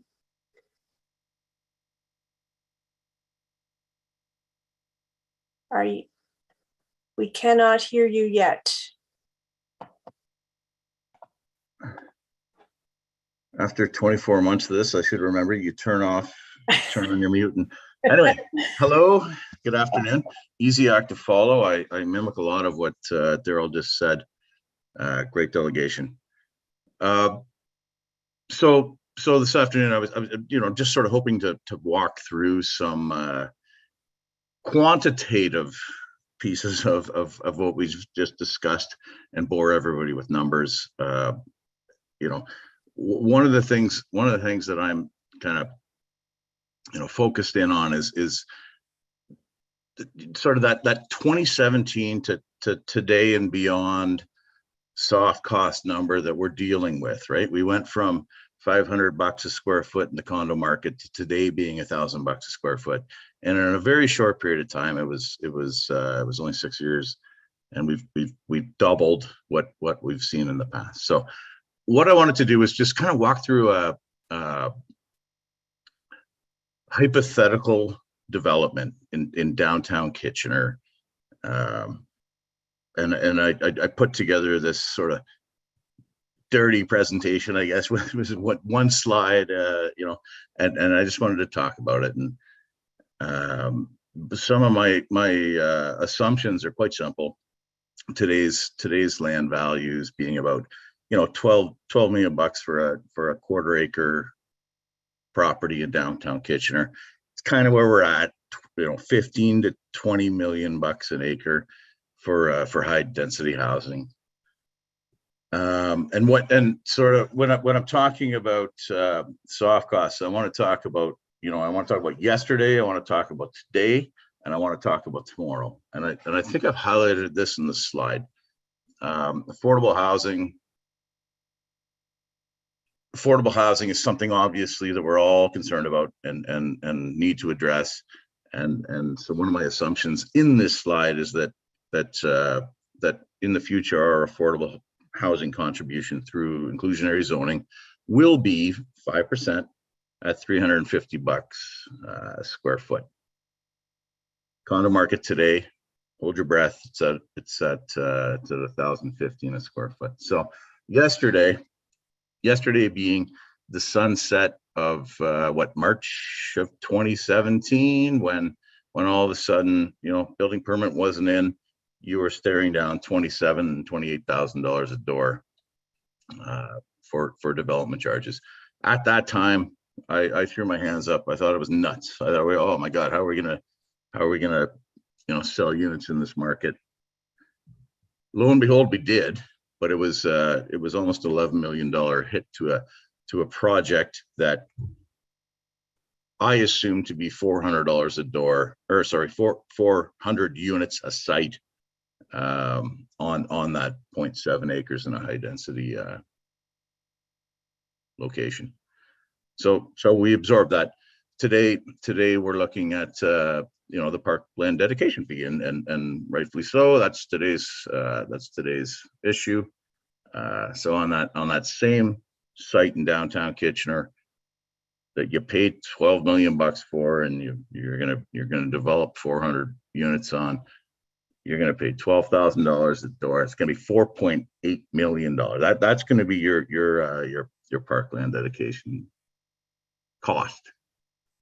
Tomorrow, 2023, probably 2023, 2024, something that we should be thinking about today as buyers of land in downtown Kitchener. That's going to be without you know, having really fully worked through that you know, that understanding that process, that situation is going to be close to $8 million bucks. And I'm using from the previous item, I guess, 5%, $350 a square foot. And I just used, you know, a 1-bedroom unit at 600 square feet. It's significant, yet we do produce 20 affordable units. So when you look at that cost to the developer, and I don't want to say to the developer, to the end user, to the buyer of a condo, to the renter of a new construction unit, it starts to get pretty hairy, right? We're 6 years on from 2017, 5 years on from 2017. It's almost $24 million. And I'm not sure that, you know, I love that presentation from Tim and the last item, and I don't feel that we're always understanding the numbers, right? I don't feel like we're looking, you know, we see the numbers, but we don't look at them cumulatively and how that impacts affordability. So I've in this particular presentation, I've loaded on a 10% margin for developers and $66,000 a door in municipal fees since 2017. And I shouldn't say municipal. I do understand that there are regional school board, you know, components that cost that go through the DCs, but that's a big number. That's a big number, right? And the fact that we've gone from 500 a square foot to 1,000 a square foot, you know, we need to start understanding how we got there. And the municipal fees are one thing. Obviously, we're staring down insane inflation on the hard construction side. There are all sorts of pressures that are driving up the cost of a unit, but this is just another one. And you know, I personally am very concerned about where we're going and how we're going to continue to grow this community, right? Through residential development, which is really what drives this core, right? Like it's a key piece of retail, office environments, the health of a downtown. So anyway, I dropped in a couple of interesting metrics. We're now 50% of new soft fees in downtown Kitchener. That's wild. And then Okay. I vetted. Am I out of time? I'm so sorry to interrupt. I gave some time. Go ahead. Yeah. But I'm going to ask you to wrap it up now and then. No, that's okay. That's okay. That's fine. Sorry, I guess my only ask is that we defer this decision, get ourselves a bit more time to understand the ramifications of new soft costs and future soft costs. And then if I have one thing that I would like that, you know, there's an exemption for projects that are in the current planning pipeline, similar to what Daryl just stated. Like you can't just drop something on groups that have already, you know, put a lot of capital into this core and then tighten the goalposts. So that's my comments. So I don't know. I'll step back and happy to take questions. Thank you so much. And we do have questions for you, starting with Councillor Singh. Ryan, do you want to finish your last thought? You were going to go into some numbers and you ran out. Well, you know what? I should look at what I was going to say if I had more time. You have my 5 minutes. No, Paul. You know what? Thanks, Paul. That's a great question. I appreciate that. I think the numbers are even higher on a municipal basis if you know, using a First style tech tower, you know, 500 units, you know, or even, you know, Park and Vic. The numbers are even higher, and I wasn't even including the DC increases, the building permit fees, site plan fees. Like it's just nickel dime all the way to, you know, we're probably 75 to 80,000 a door. I think it's going to make it a very challenging environment for you guys to have the pro forma and new sites. That's what I'm getting from what you're saying as a summary. Yeah.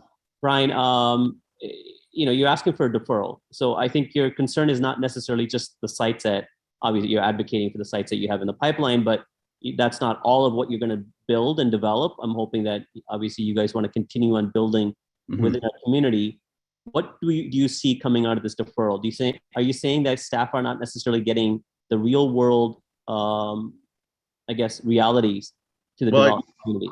You know, Paul, I appreciate that question because, you know, we all watched the first item.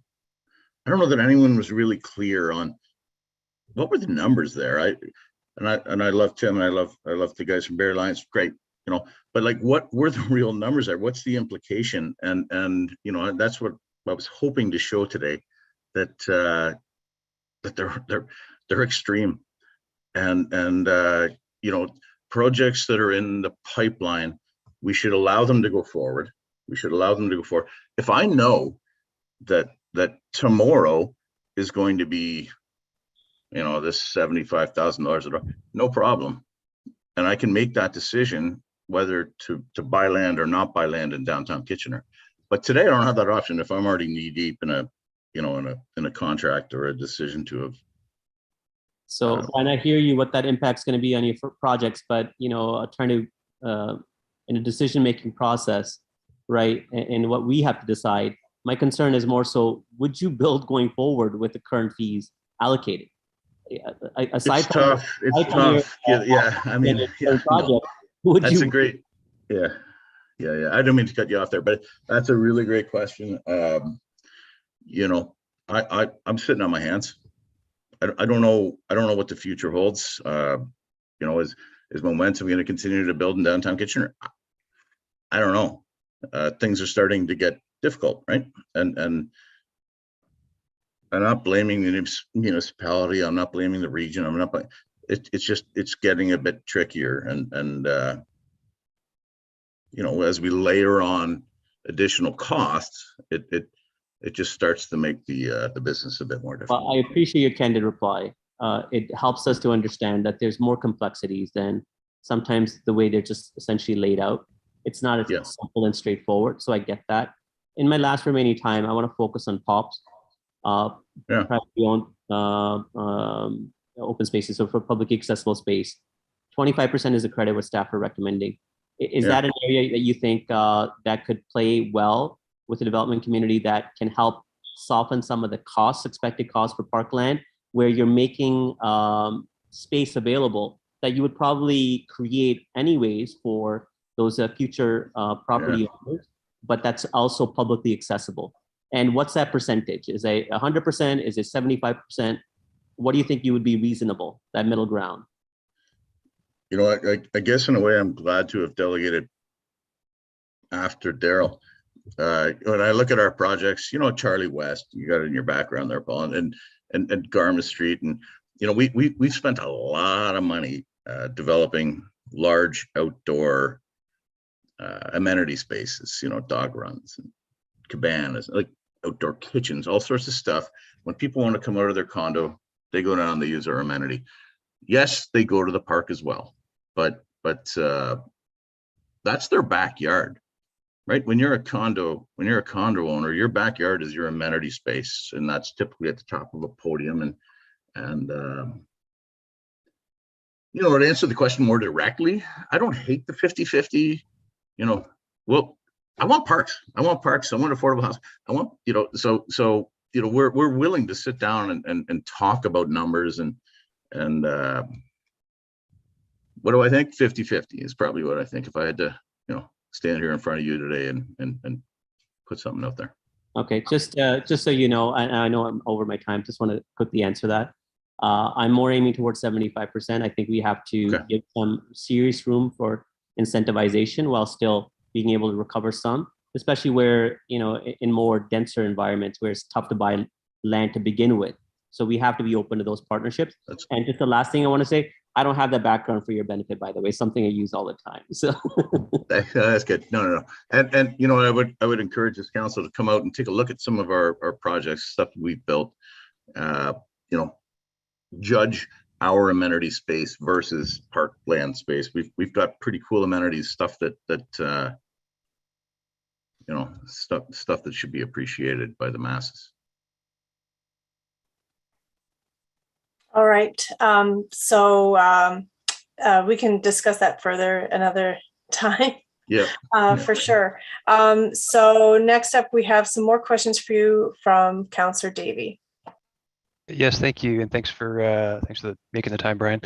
Just one question, actually. Sorry, maybe two. At the end of right when you just went a bit over time, you were about to talk about the last two parts on your slide there. I know it's not up, but I was just trying to understand the part about something about the soft costs being equal to the build cost or something like that. Can you explain that? Can we get the slide back up, please, Madam Clerk?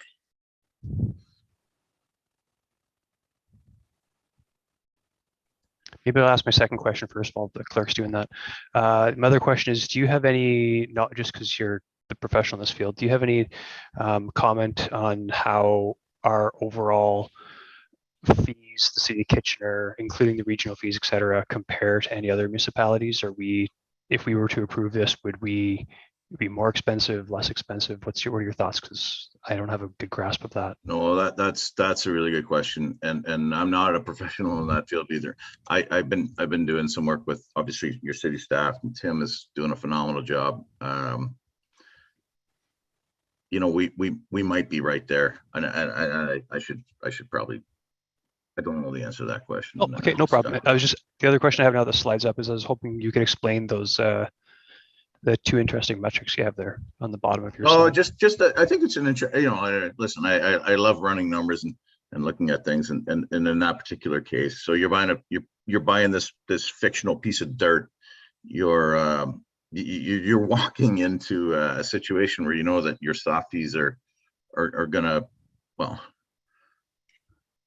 24 million bucks on a $12 million land purchase.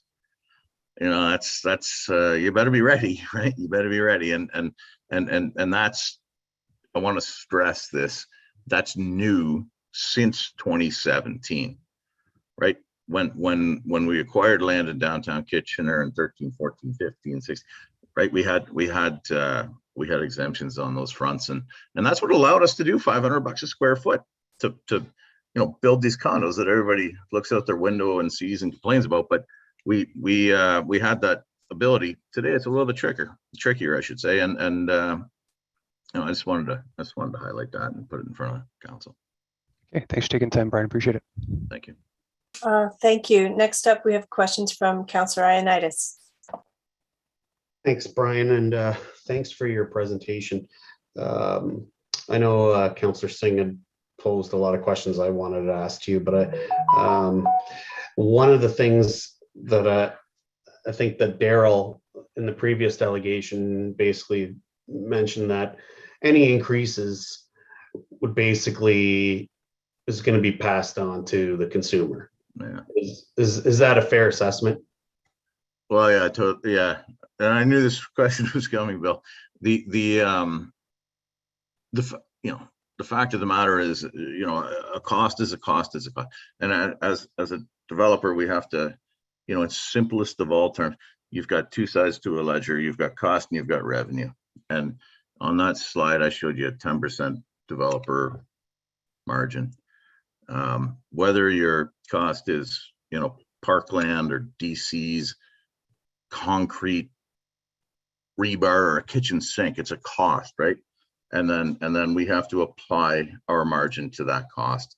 And so, I've heard it before. Can you just don't apply your margin to that cost? But it's not how it works. And we have to get these projects approved through our banks, and development's a business. So something we deal with every day. Yeah. And Brian, what's your background prior? Like, what's your background? What are you educated in? Like, yeah, I wish I had a better resume. Listen, I'm a Waterloo grown guy. I went to Lincoln Heights, Bluebell, University of Waterloo. Got into student housing back when I was in my mid-20s, and moved into condo development. In my mid-20s, I've been doing it for about 20 years. Seen a lot, been a lot of ups and downs. So you're local. Yeah, you're local. Absolutely. Yeah. And I know you've done other investments in the community, in particular, because you're not only worried about park spaces, but you also have gotten yourself into businesses that really are not your forte, such as owning and operating restaurants. Yeah. And that's for the greater good of the community as well. It seems to me, because.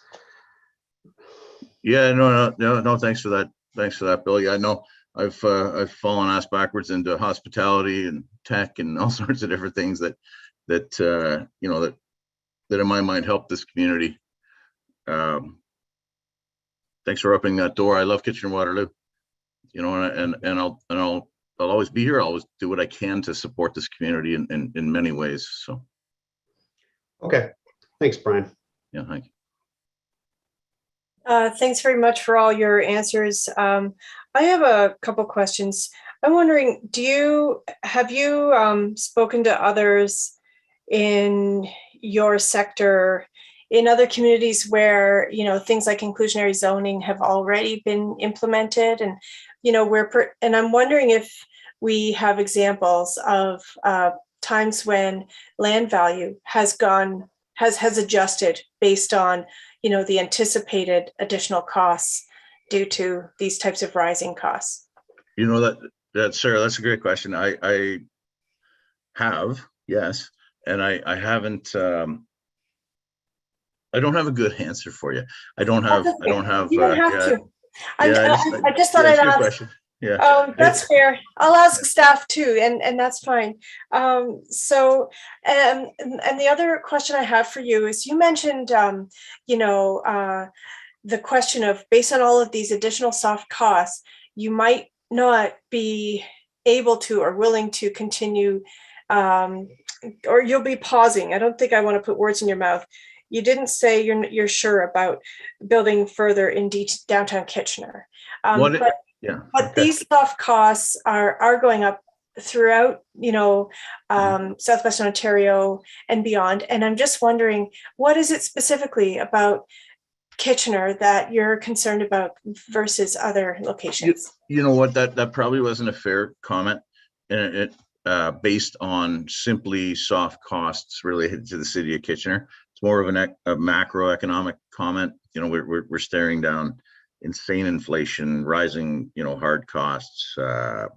Interest rates are now increasing to combat inflation.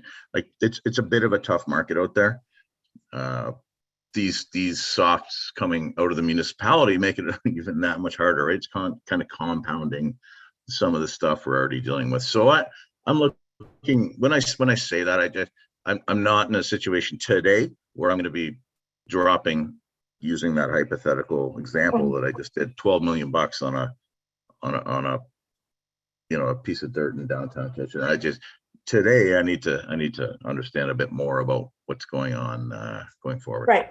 Okay. Excellent. Thank you. And if that answer changes, like if there's something that we need to be aware of as a council about our specific, rising costs versus others, that's really important for us to know. Yeah, for sure. Okay. Yeah, you're part of the equation, right? That's right. Yeah. So I see Mr. Councillor Ioannidis's hand is back up. Please cue in. Sorry, there's a couple of questions. I guess with these increased fees, would that make you second guess to wanting to develop further in Kitchener? Yeah, Bill, I'm sitting on my hands because I don't know what's going to come of this. I don't know what's going to come of inclusionary zoning. We just saw another, what was it, at the end of May, we had another DC increase. I don't know. It's hard. It's a tough environment to predict. And yeah, so, am I out there bullish buying land? No, I'm not. And just the truth of the situation. And how are you, overall, I've always come to the opinion that if we're going to have housing and we're going to get housing built, the only people that are going to really do it is the private sector. And so that's why I'm asking you this question, how is the reality of the situation with regards to including these fees, but then you add in construction costs, and then you add in the uncertainty of the labor force. Even if we gave all the money in the world to this problem, do we even have a labor force? Yeah, that's a great question. So I appreciate the question because there are so many different factors that go into a decision, and you're right. We're staring down land costs that we've never seen before. Hard construction costs that'll blow your mind, and I'd be happy to sit down with you and look at a pro forma. Softs are going to the moon, and the expectation is that we can provide affordable housing. And I don't want to get too deep into that because that's not tonight, but it's a tough world out there, Bill, and we're doing what we can to try to bring our projects, the land that we have either under contract or that we own, through the development process and make a go of things, but it's tricky. Okay. All right. Thank you. Okay. Thanks very much for all the time you've spent with us today. We appreciate it. Those are all the questions we have. Great. Thanks for having me. All right. No problem. Okay, so next up, who do we have here? We have Mr. Hal Yeager. Welcome back. Hello again, Chair, respected Chair and Council. I'm still Hal Yeager, and I appreciated Niall Lobley's identification of the long-standing fault in our bylaw of exempting downtown developments from parkland dedication requirements, and that certain areas of our city are significantly lacking in park space. For example, the report states that Oberlin Town, where I live, which is often referred to as Civic Center, has less than 1 square meter of local parks per person, whereas the existing target is 15 square meters, and the average throughout the city is 9.8 square meters. I see we now propose to reduce the contribution from new developments in excess of floor space ratio 2, essentially all multi-residential builds of 4 stories or more within the urban growth center and central major transit stations, as they are rapidly intensifying. And I expect this will make it more difficult to approach balance in areas such as Oberlin Town or Civic Center, unless substantial taxes are allocated to what would currently be very expensive land acquisition. So I urge Council to ensure that an equal proportion of park space is generally available to all residents of Kitchener within a 10-minute walking distance of their homes. I also request that Council commit to contributing to the Park Reserve Fund in equal measure to any funds not required of not-for-profit providers of affordable and supportive housing. I appreciate the intent of reducing the burden on the not-for-profit sector and accept that our general citywide tax base could pay the difference. I share 2 reasons. 1, a person in affordable or supportive housing is a full-fledged person and deserves the same public space as everyone else. They may even need more space. 2, we cannot afford to have neighborhoods oppose subsidized and supportive housing on the basis that the overall amenity space ratio will be reduced. For clarity's sake, I suggest that any exemption or reduction not be extended to for-profit developments, including those subject to inclusionary zoning. Thank you for your consideration. Okay, thank you very much for those thoughtful points. Any questions for the delegation? Councillor Chapman? Yeah, thank you for your comments. So what do we do if we have a bill, like if and when inclusionary zoning gets passed? We presumably will have buildings that have, high-end units and then the very low-end units. So how does that balance out in your mind? Oh, that's actually really for me. Thank you.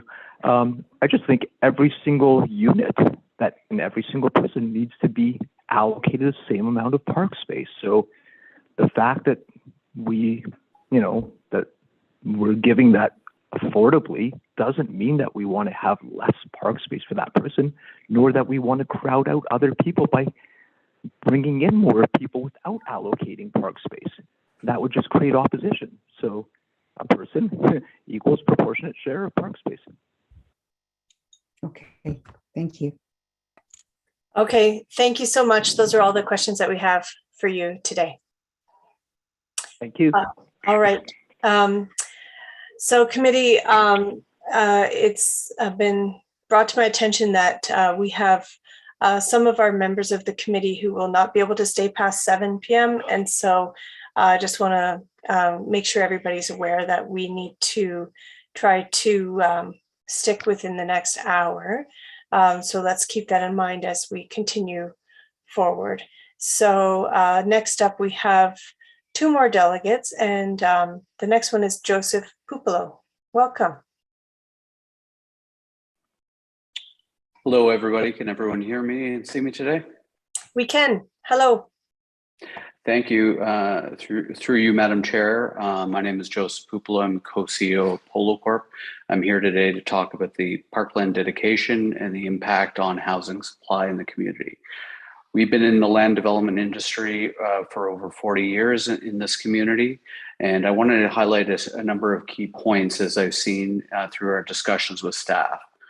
Firstly, in response to the parkland dedication, I would like you to consider the 5 following points. Number 1, I think this puts a disproportionate onus on new home buyers. As it's been noted by Niall, there is a shortfall in parkland in the community, and all of these parklands, and I think it's important to call them what they actually are, is taxes that are going to be passed on to new home buyers. That the new home buyer is being asked to effectively make up the shortfall. So when looking at the fairness and equitability of taxing in order to achieve an outcome such as parkland, which I believe is very important, I believe this should be spread across the entire community and looking at different ways to fund that. The second component that I would like to highlight is the strategy, in my opinion, doesn't properly consider existing city-owned resources and lands. If we're looking and saying that parkland is very important, and I agree that as a concept it is, we should look at land such as the Rockway Golf Course, which is city-owned but privately utilized. If we're looking at areas within the urban envelope which are close and adjacent to other people, we should have all options on the table. And if we're looking at city resources, this is something that's already owned by the city, and is really the benefit of all taxpayers, and it should be looked at in a more inclusive manner rather than operate just strictly as a private enterprise. Third point I'd like to make is all the existing planning applications, in my opinion, and I request them that they be made exempt for the following reasons. Similar to the other developers at rate, you start a game based upon a set of rules and you proceed a certain way. A lot of these processes to deliver new housing in the community, they're desperately needed, have operated on based upon certain things.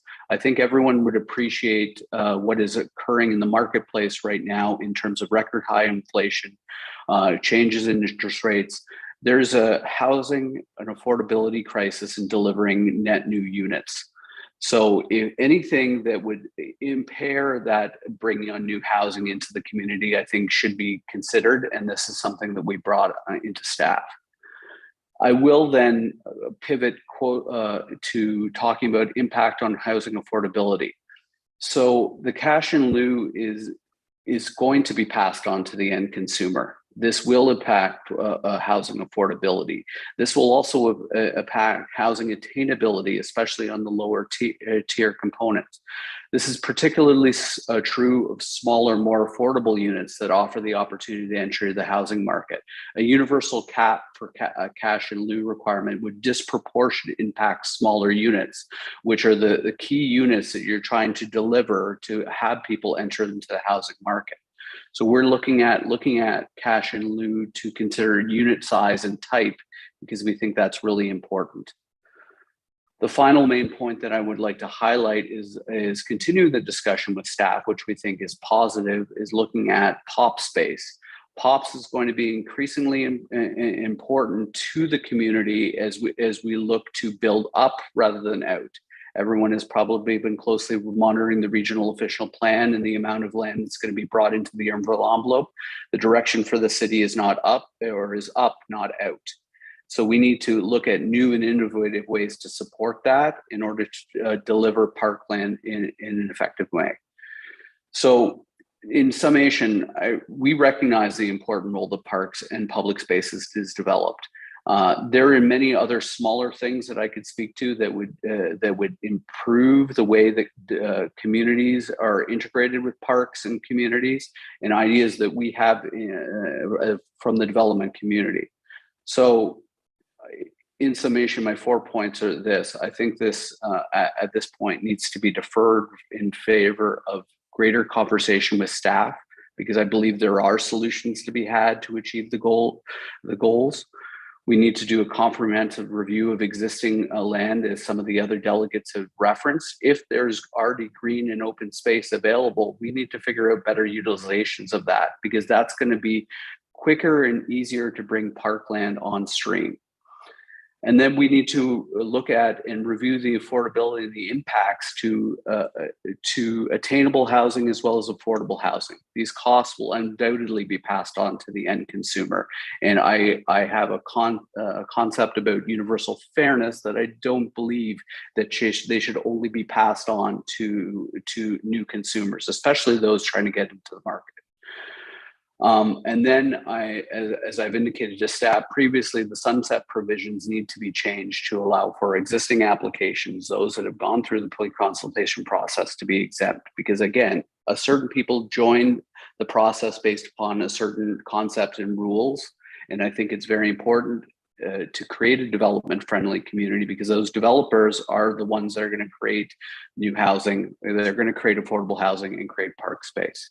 Thank you so much. Mr. Pupolo, I'm going to have to ask you to wrap it up, because I've given you a bit of more time, but I feel like you've made your yeah. Is there any final words in closing? The only point that I think is really important in looking at the definition is the concept of local park versus city park. If you looked at the one diagram that was shown up on the screen, that you would it would have had you believe that the area immediately adjacent Victoria Park was in a red zone and it didn't have access to Victoria Park. As a person who runs in that park, who walks in that park, I know the residents who are immediately able to walk and use that park are in there. So this is me speaking as a pedestrian and not me speaking as a developer. So I found that interesting, and I think that distinction deserves differentiation. Okay, thank you very much for your comments. There don't appear to be any questions for you at this time. Thank you so much. Thank you. All right. And last but not least, we have Steve Burrows back.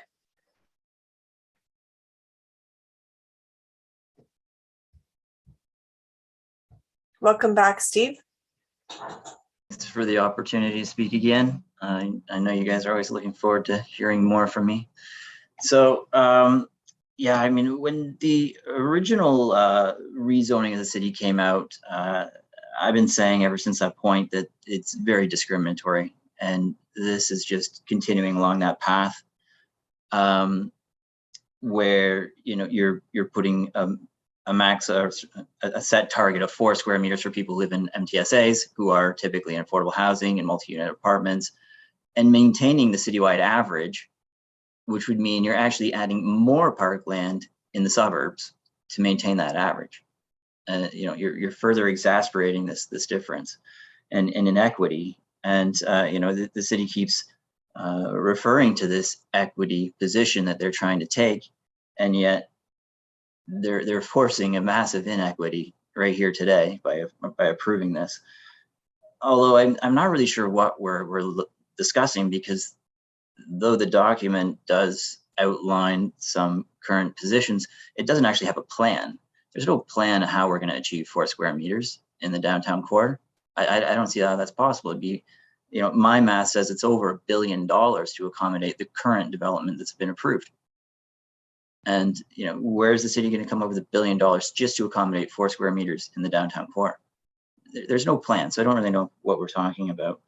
The other point I'll talk to is the cap rate. And if you look at that the diagram in the previous presentation on page 282, you'll see that currently the city's burden for each unit is $86,000.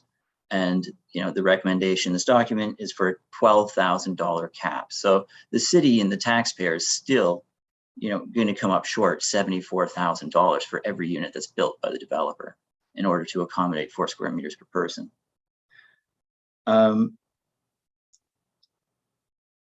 And I guess along with that is the notion of what years are we using for these assumptions in terms of people. I saw Niall's presentation says they're assuming 4,000 people in the downtown core, and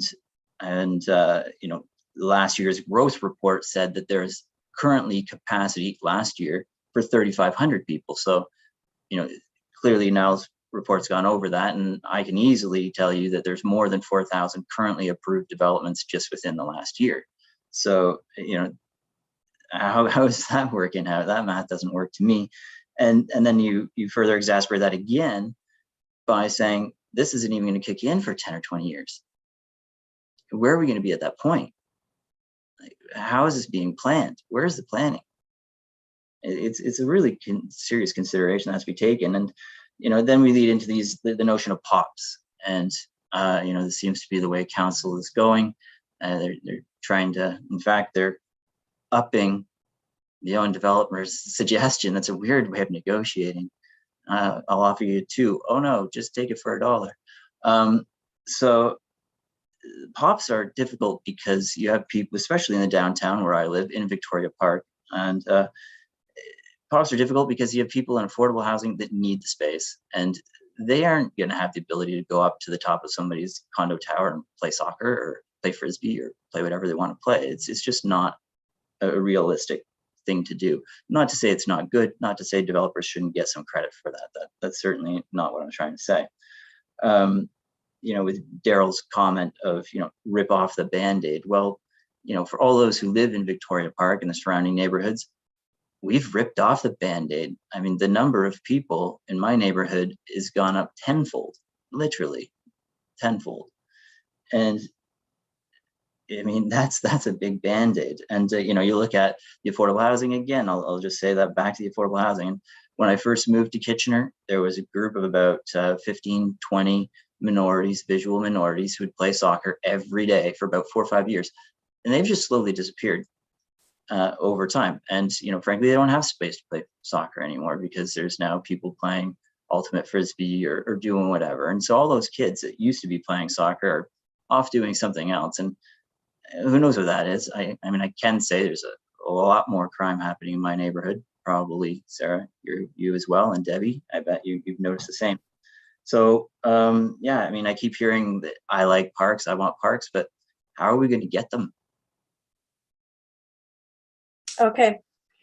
Thank you very much for your presentation. One thing that might not be clear to everyone who's read this report is that it is in 2 parts, and we are just dealing with the one today, and staff will be coming back at a later date with additional parts of this plan, and so that might become more clear at a later date, but I'll let staff answer that question later. But for now, we have some questions of you from Councillor Chapman. Yeah, thanks, Steve. So you're saying that POPs aren't necessarily the way to go. What would you like to see happen? I mean, you're coming to us from kind of 2 different perspectives. One that of somebody working within the development industry, and also as a resident by, living in the biggest park in the core of the city. Mm-hmm. So, how do you balance? We certainly need area. We need area. We need grass. We need place for people to go. And Victoria Park, I mean, people keep referring to this big park, and it's not a big park. It's a tiny park, actually. And when you look at the actual usable space in Victoria Park, it's quite little. Actually, it's only about 2 acres in the Victoria Park Commons. And when you start to consider that next to a 500-unit condo tower, it's only half the provision. That Victoria Park only is half the provision for one 500-unit condo tower.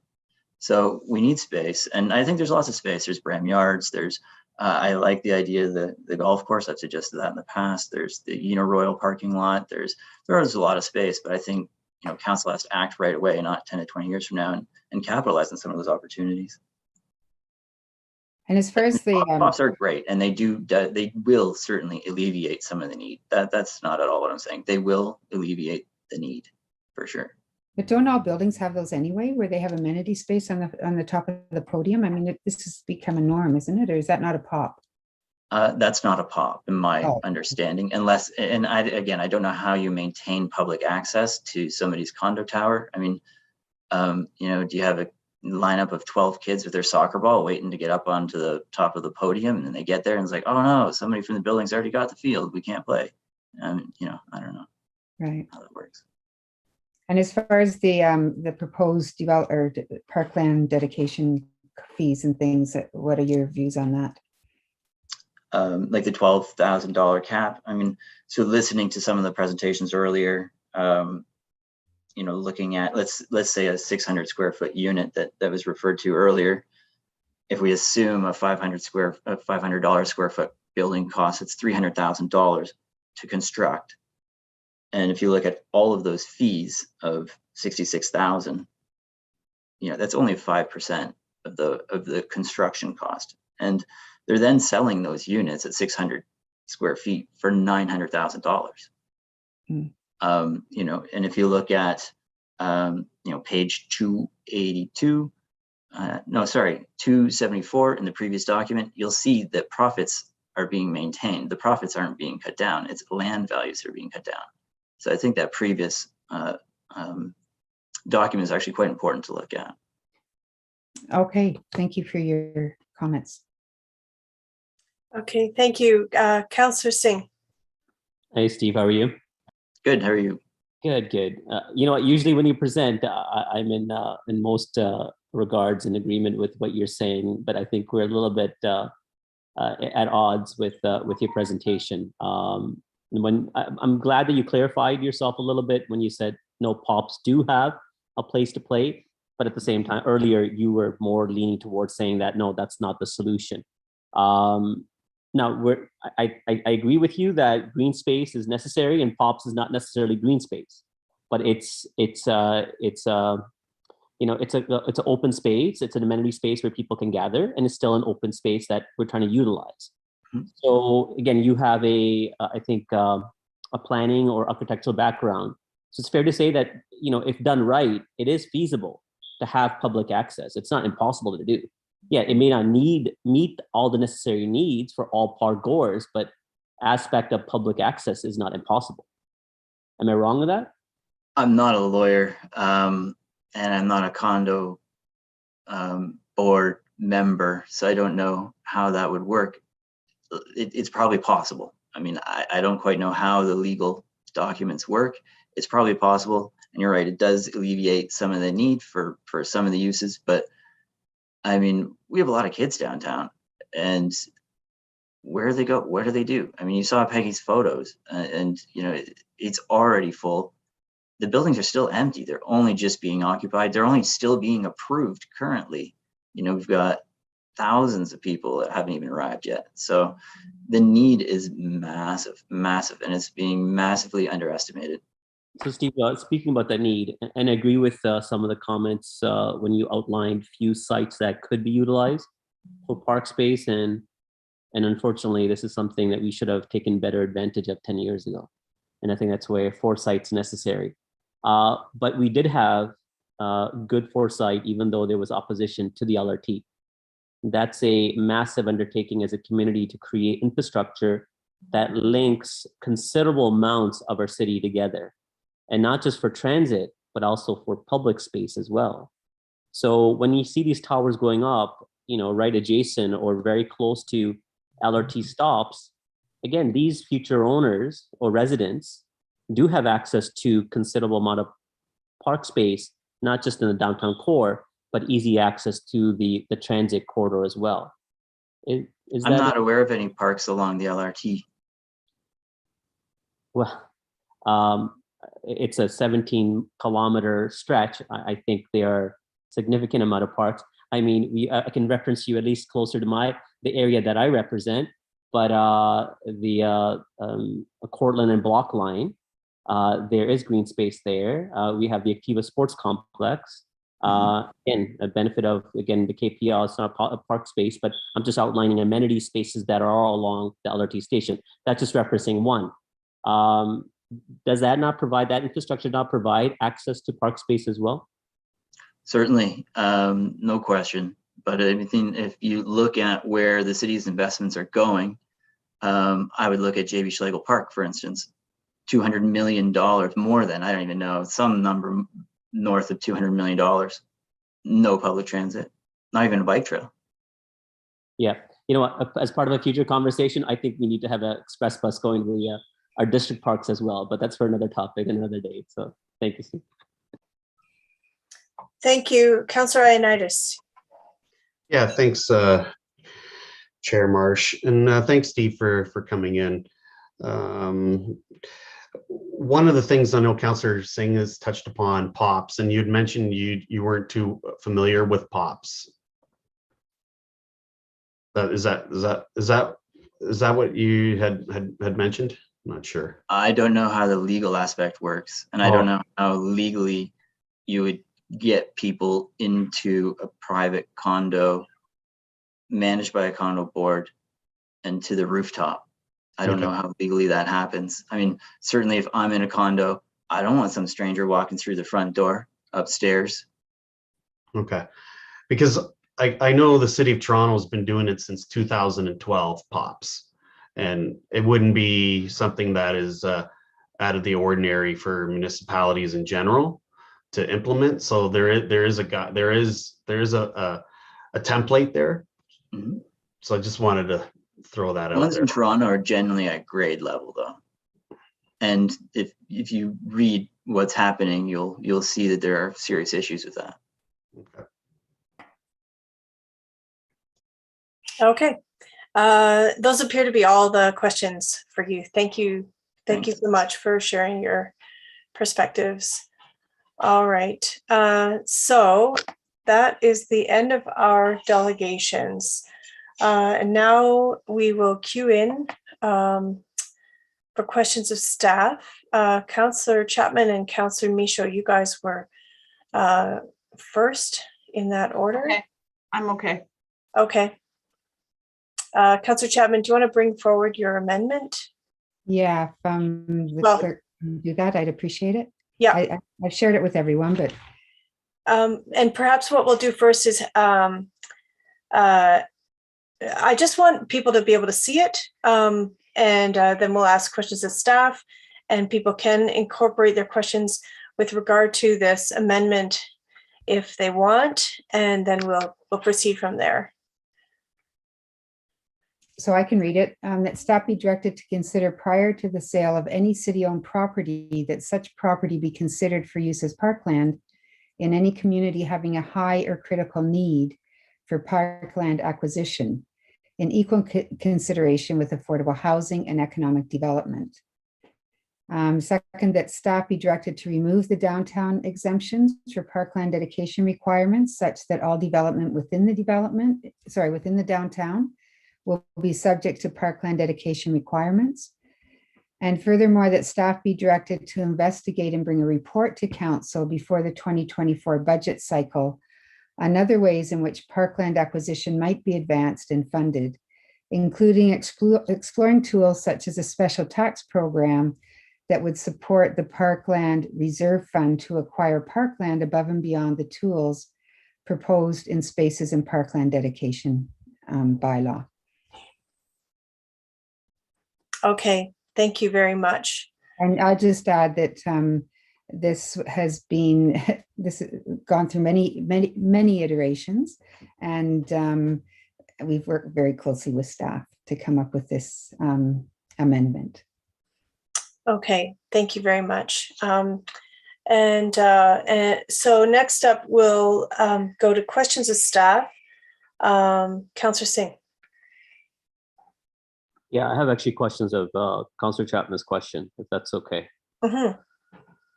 Not Councillor Chapman's question, I mean her motion.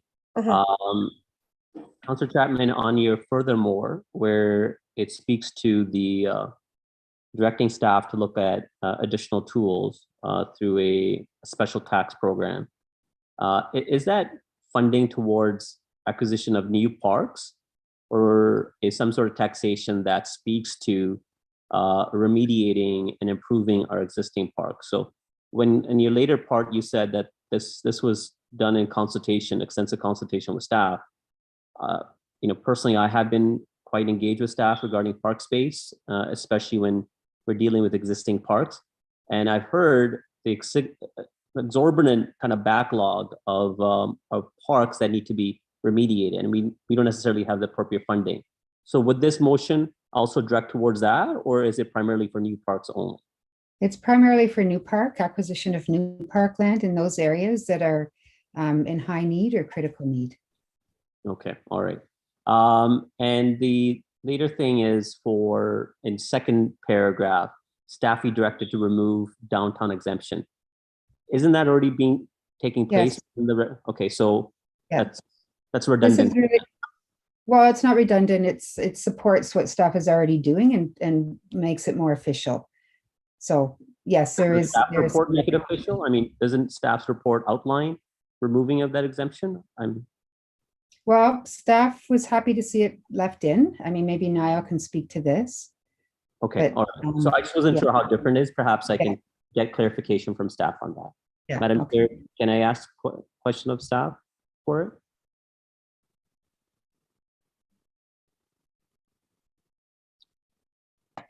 Of course, Councillor Singh, you have the floor.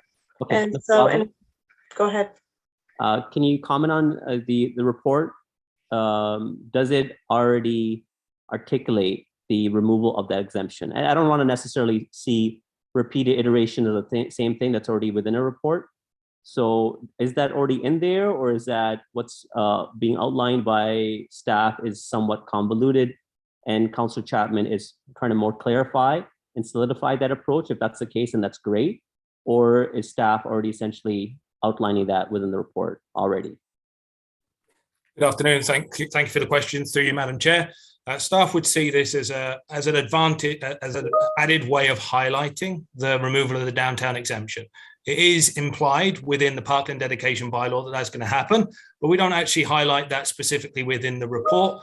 And so see no harm to this recommendation, and actually see that it would reinforce council's opinion around removal of the Parkland dedication if it was seen as a separate amendment. I'm very confused by that, Mr. Lobley.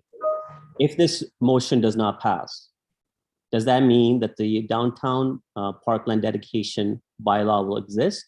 Does that mean that those developments can continue to proceed without having to pay a Parkland dedication fee? Through you, Madam Chair, that all depends on how you line up the voting that happens on this. So theoretically, that situation could potentially exist. Yes.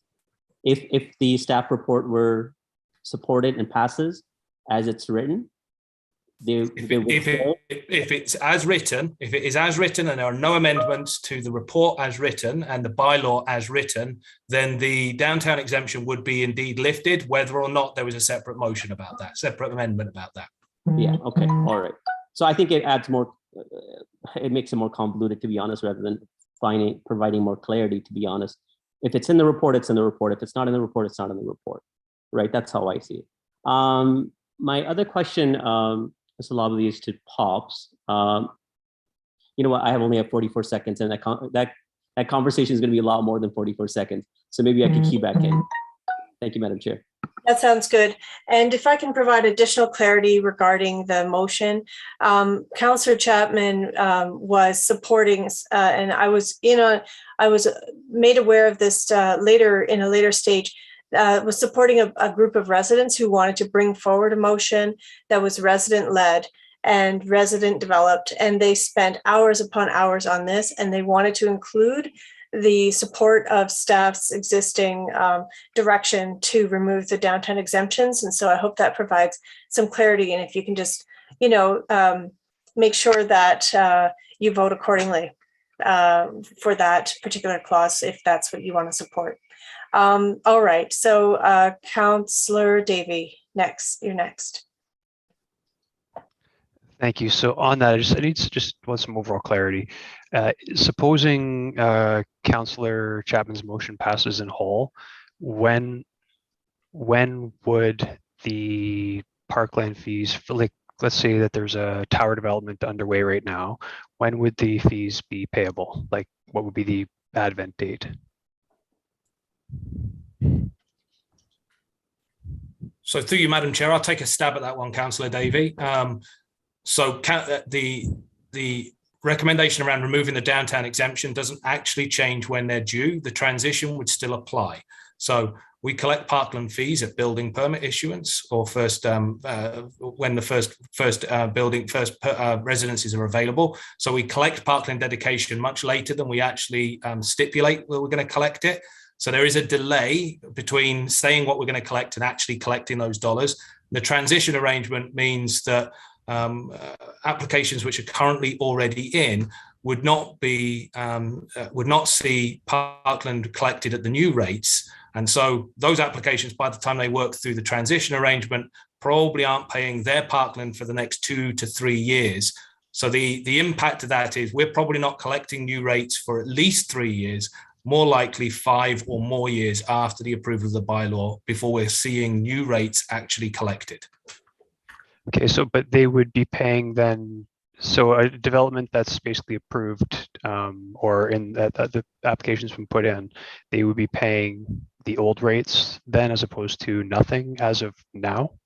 No, they would be paying nothing because the existing bylaw in the downtown is no parkland. So under the transition arrangement, any application which is deemed complete as of June the 20th at this point in time would be dealt with under the old bylaw, which means if they're in the downtown area, they would be exempt from parkland.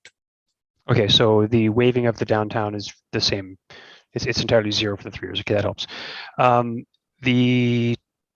in the terms of the entire CBC, is the region going to be adding anything in this space as well? I'm unsure how the regional government might be applying community benefit charges.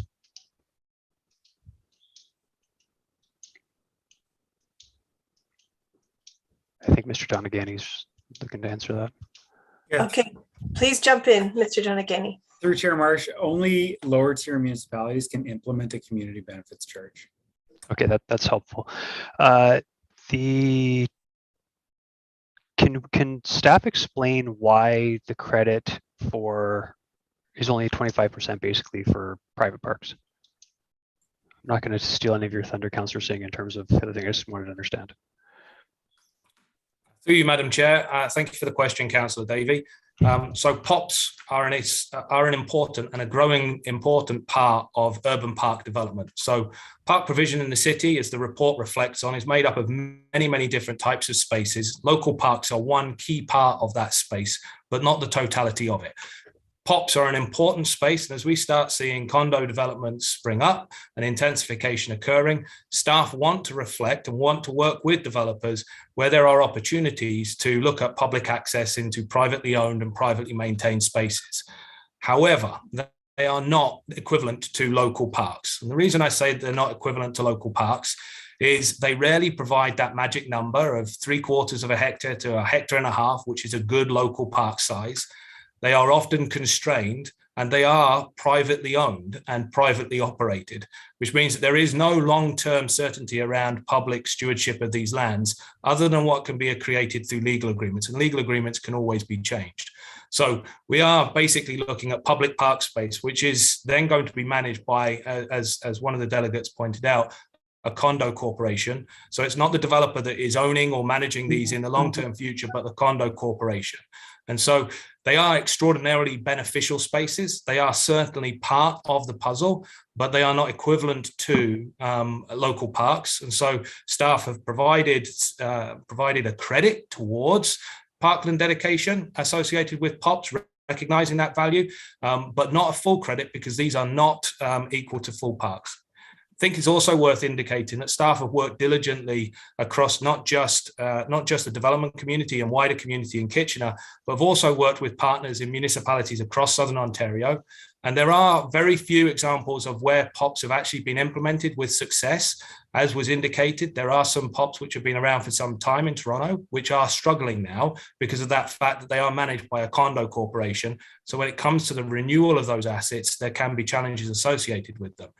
And the second thing is that many municipalities don't offer a credit at all for POPs. And in fact, Kitchener's 25% credit is certainly going to be one of the highest, if not the highest credit that would be offered in the province of Ontario for privately owned, publicly operated public spaces. The last thing I would indicate is that we see the 25% as a sort of a benchmark criteria to provide some cost certainty for developers. But actually, there is significant flexibility for staff to work with a developer who is doing something truly outstanding that really does benefit the public realm, to be able to adjust that credit upwards if there is something which is truly meriting of a significant credit towards the overall parkland dedication. So we've built that flexibility into the parkland bylaw, and the 25% is really a sort of an indication of where an opening statement would be for a developer to consider as they're bringing forward proposals. Okay, thank you for that. I see I'm out of time. I'll cue back in. Thank you. Thank you very much. And next up, we have Mayor Verbanovic. Thanks very much, Chair Marsh. And just on that last point, I want to just clarify it. before I ask my other question. You indicated that 25% is really being considered a starting point, and something truly, spectacular could in fact go higher. And yet, in the report, in the chart, it references are eligible for up to 25% credit towards parks dedication. So I just want for POPs. So I just want to understand, Mr. Lobley, that last response and how it matches up with this in the report. So thank you, Mayor Vrbanovic, and through you, Madam Chair. So there's two things through which we implement POPs, and that's the Parkland Dedication Bylaw and the Parkland Dedication Policy. So the Parkland Dedication Bylaw, which is actually ultimately the constraining tool or the limiting tool, the Parkland Dedication Bylaw stays silent on the credit applied to POPs, which provides for significant latitude for staff to be able to work with developers and indeed council on looking at individual applications without limiting ourselves by having to change or amend the bylaw on a case-by-case basis.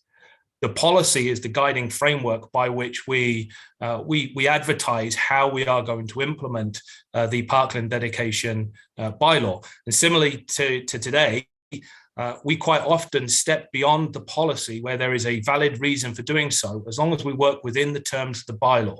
So we do actually have POPs already in the city, even though those are expressly not permitted by policy at this point in time. So we do have that flexibility. So the point of the policy is to provide that indication of how we are going to apply the Parkland Dedication Bylaw.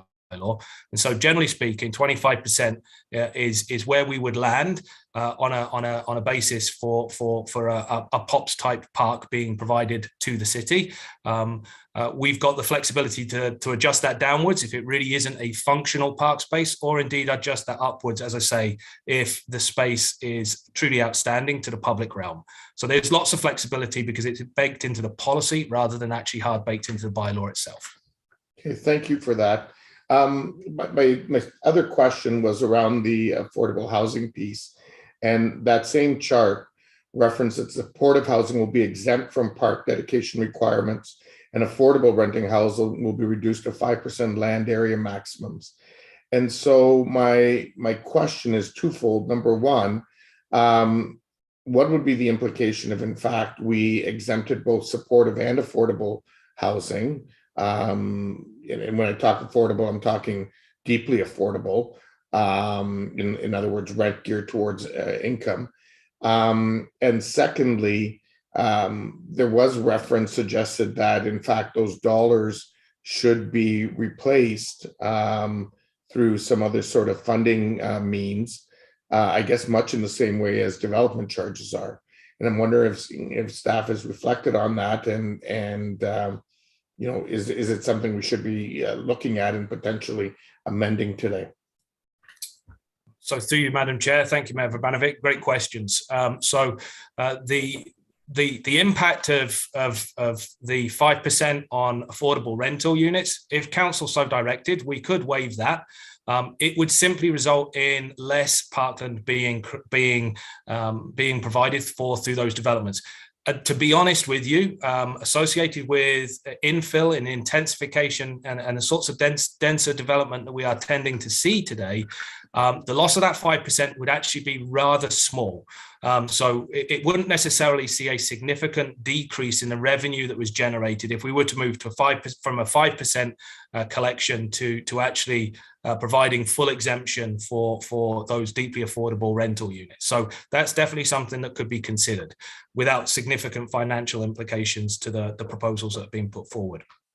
In regards to development charge piece, the development charges are required to be collected to spend on things that are needed to support development. And so obviously any discount that's offered on development charges has to be made up for because that infrastructure still needs to be built.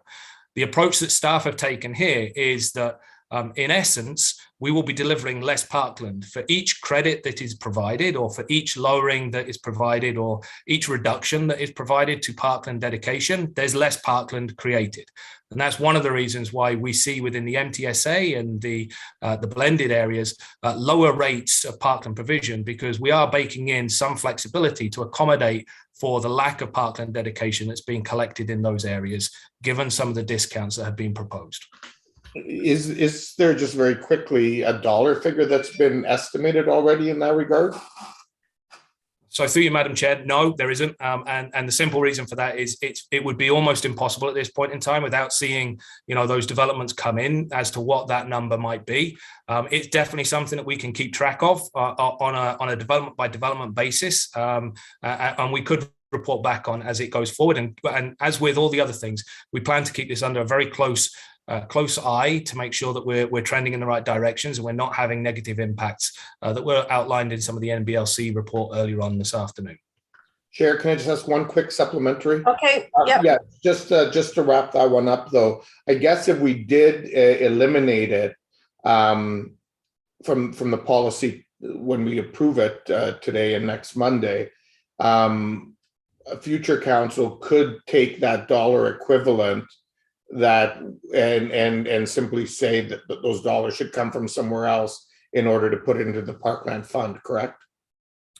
Through you, Madam Chair, Mayor Vrbanovic, I believe you would be correct. And certainly one of the things that I believe Councillor Chapman's last recommendation would suggest does provide a window for us to come back to council for budget 2023-24. And that could be something that we could monitor the financial impacts of and bring back at that same time as well.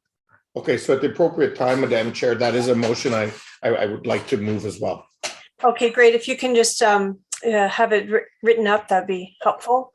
And so before we go to second round, I just want to ask one question of staff regarding land values. We've heard, how the downtown core land values have just, they've really gotten so high, and now as the soft costs are increasing for landowners, do staff anticipate, or do we have precedents in other communities where land values have softened based on increased other costs?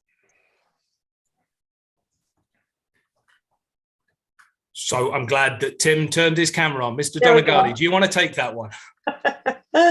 Thank you, Councillor Marsh. So unfortunately, we don't still have the folks from NBLC here on the call. They'd better be able to answer that.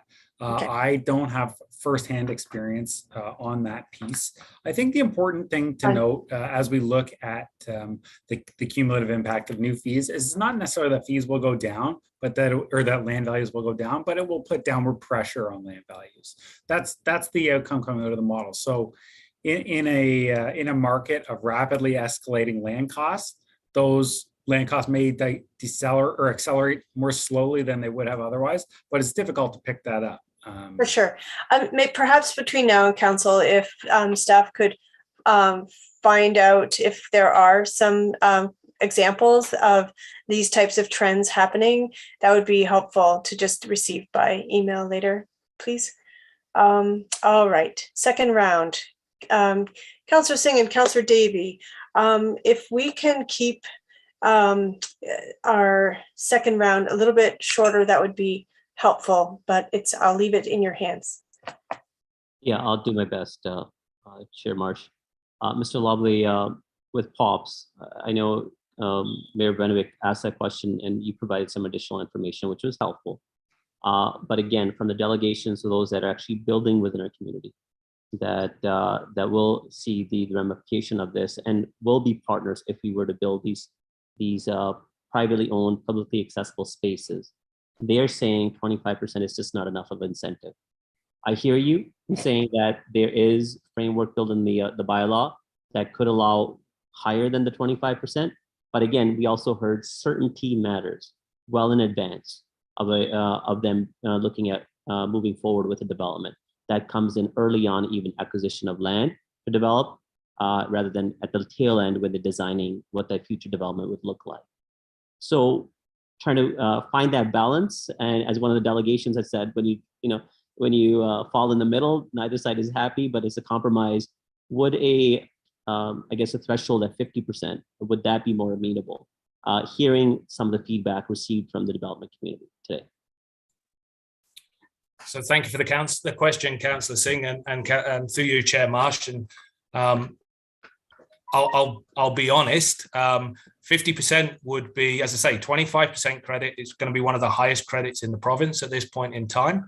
It's not intended to incentivize these things. It is intended to recognize where there are opportunities for creating privately owned, publicly accessible amenity spaces. So 25% is not designed to incentivize, but is designed to provide credit where credit is of value.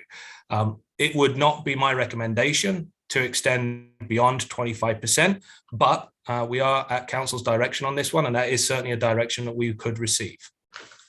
And that's why it kind of continues to kind of confuse me a little bit. I'm glad Mayor Vivanovic did pick up on it, and then you did provide some elaboration saying there's flexibility. Now, at the same time, you're saying no, going beyond the 25% doesn't necessarily is beneficial, or it's not necessarily going to incentivize either. So where is it really? On one point, you're saying that yes, there is framework where it's recognizable, and two, you're saying no, 25% should be enough, or is already more than enough. So I think as, through you, Madam Chair, I think as two of the developer delegates mentioned, one of the developer delegates spoke to the prime importance of the green space around their developments as providing that backyard space for residents of those buildings. I have no idea how welcoming people would be of neighboring residents and dog owners and everybody else that uses parks wandering through what are those backyard spaces. There's another one of the delegates talked about how accessible is a POP, a public space, when you have to go through a private condo entranceway and up a site of flight of stairs or up an elevator to reach either a podium space or a rooftop space. So I think that the point around POPs is that there is a tremendous variety in the quality of POP that can be achieved.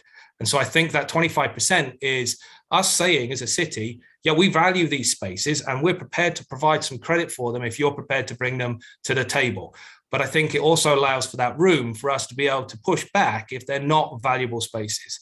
I think if we were to set a benchmark of say 50%, and that was what was anticipated, I think we'd see development proposals coming forward, which were suggesting podium space, rooftop space, and spaces which were perhaps less valuable and expecting a 50% credit. So I think it is prudent to start at the 25% end. And if we find that we've got a development industry who is providing truly exceptional spaces, perhaps when we review this bylaw and the policy in a couple of years' time, we adjust that upwards. But I think as a first time that we are putting something out there saying we're going to take POPs, I think with some of the challenges we see elsewhere in the province and some of the concerns that staff have around this approach, I think that it shows that we're willing to discuss, but provides a safety net if we're finding that these are not good functional park space. I appreciate the feedback, Mr. Lobley, and that's why I was more so leaning towards 75%. But hearing your comments has pushed me to a better compromise of at least encouraging for 50% nonetheless, and I'll put forward my argument later through my comments. So I'll bring that amendment asking for 50%, Madam Chair, as opposed to 25% as recommended in the report. Okay, thanks for the heads up. All right, Councillor Davey. Yes, thank you. So again, just trying to understand when would the deadline be for someone to submit an application under the current fees? I'm just trying to understand because the delegates were really concerned about the timing. So the transitional arrangements as staff have proposed them today is if you have a application in front of staff which has been deemed complete for any one of a list of different applications from OBAs, OPAs, ZBAs and so on and so forth, as well as site plan. If you have an application deemed complete as of June 20th, you would be dealt with under the existing bylaw, which would mean in downtown exemption, and in the areas outside of the downtown, you would be at the existing land values, which are about 1/6 to 1/4 of the land values of the new valuation matrix. So if someone comes in June 21st and they have the, let's be honest, dramatically higher fee that they have to pay. Okay.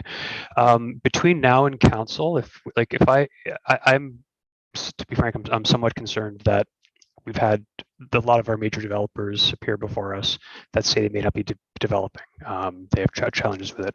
So can I ask for options from staff between now and council to look at a phased in approach where it goes up by perhaps a percentage every year, perhaps subject to our regular budget deliberations. Is that something staff can put together between now and council if we're worried about that all at once jump?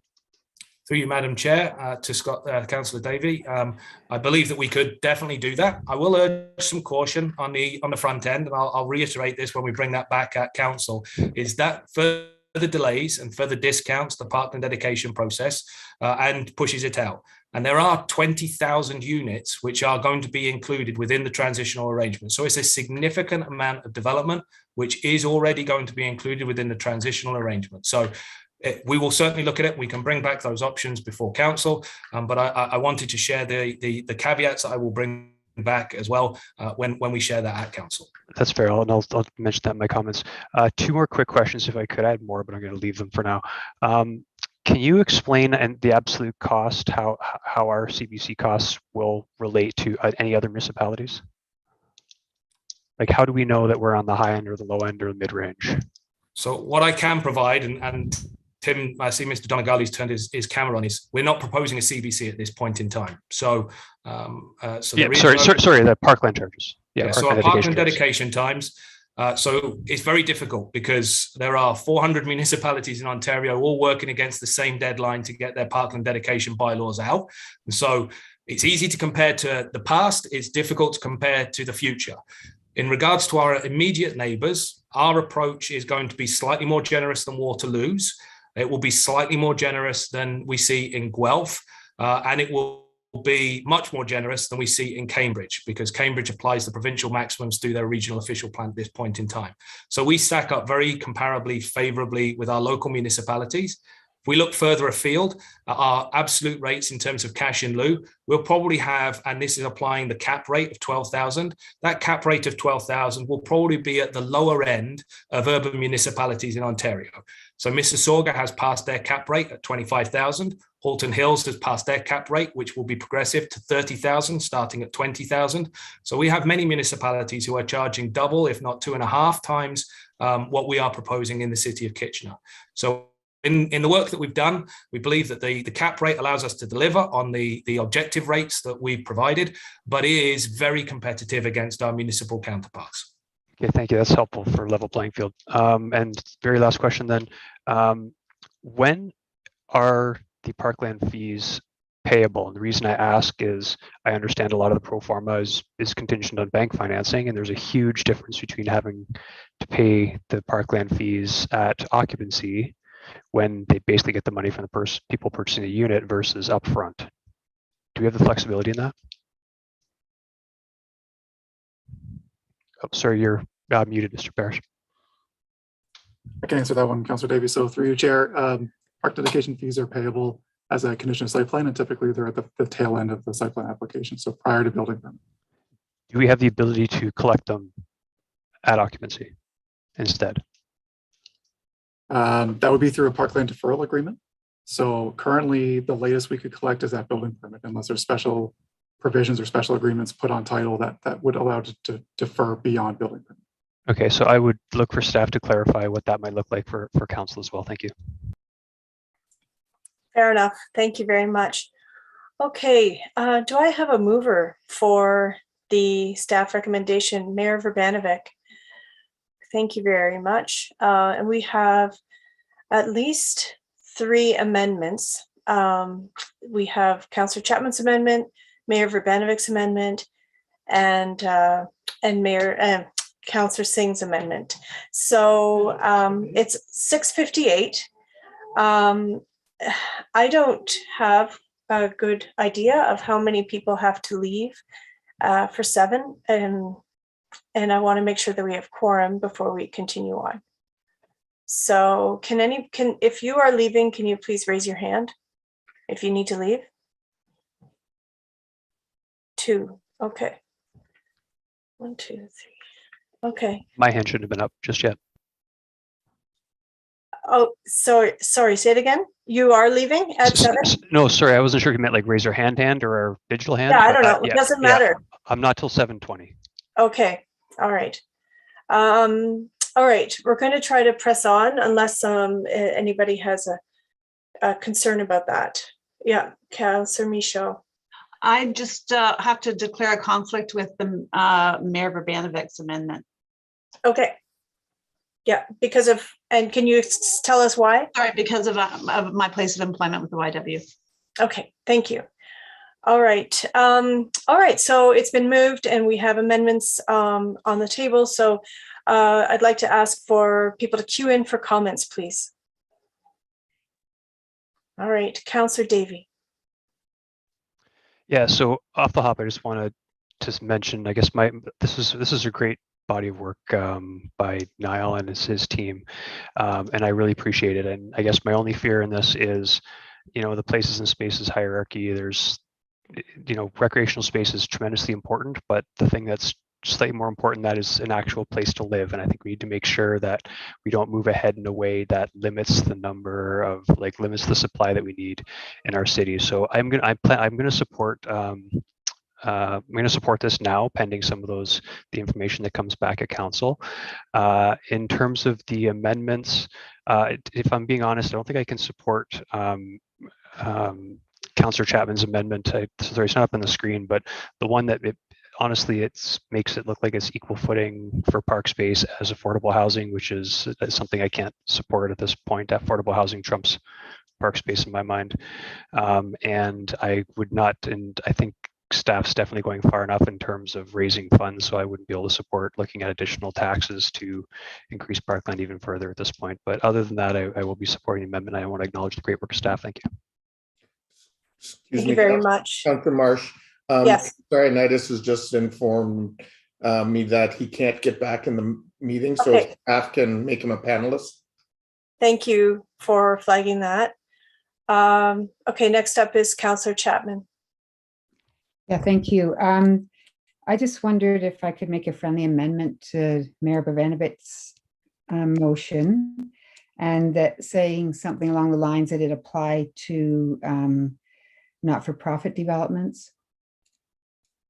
Even if they're at market value? Well, no, it's not to do with market value. No, I mean just an amendment to what he already has. Yeah, I mean that, RGI.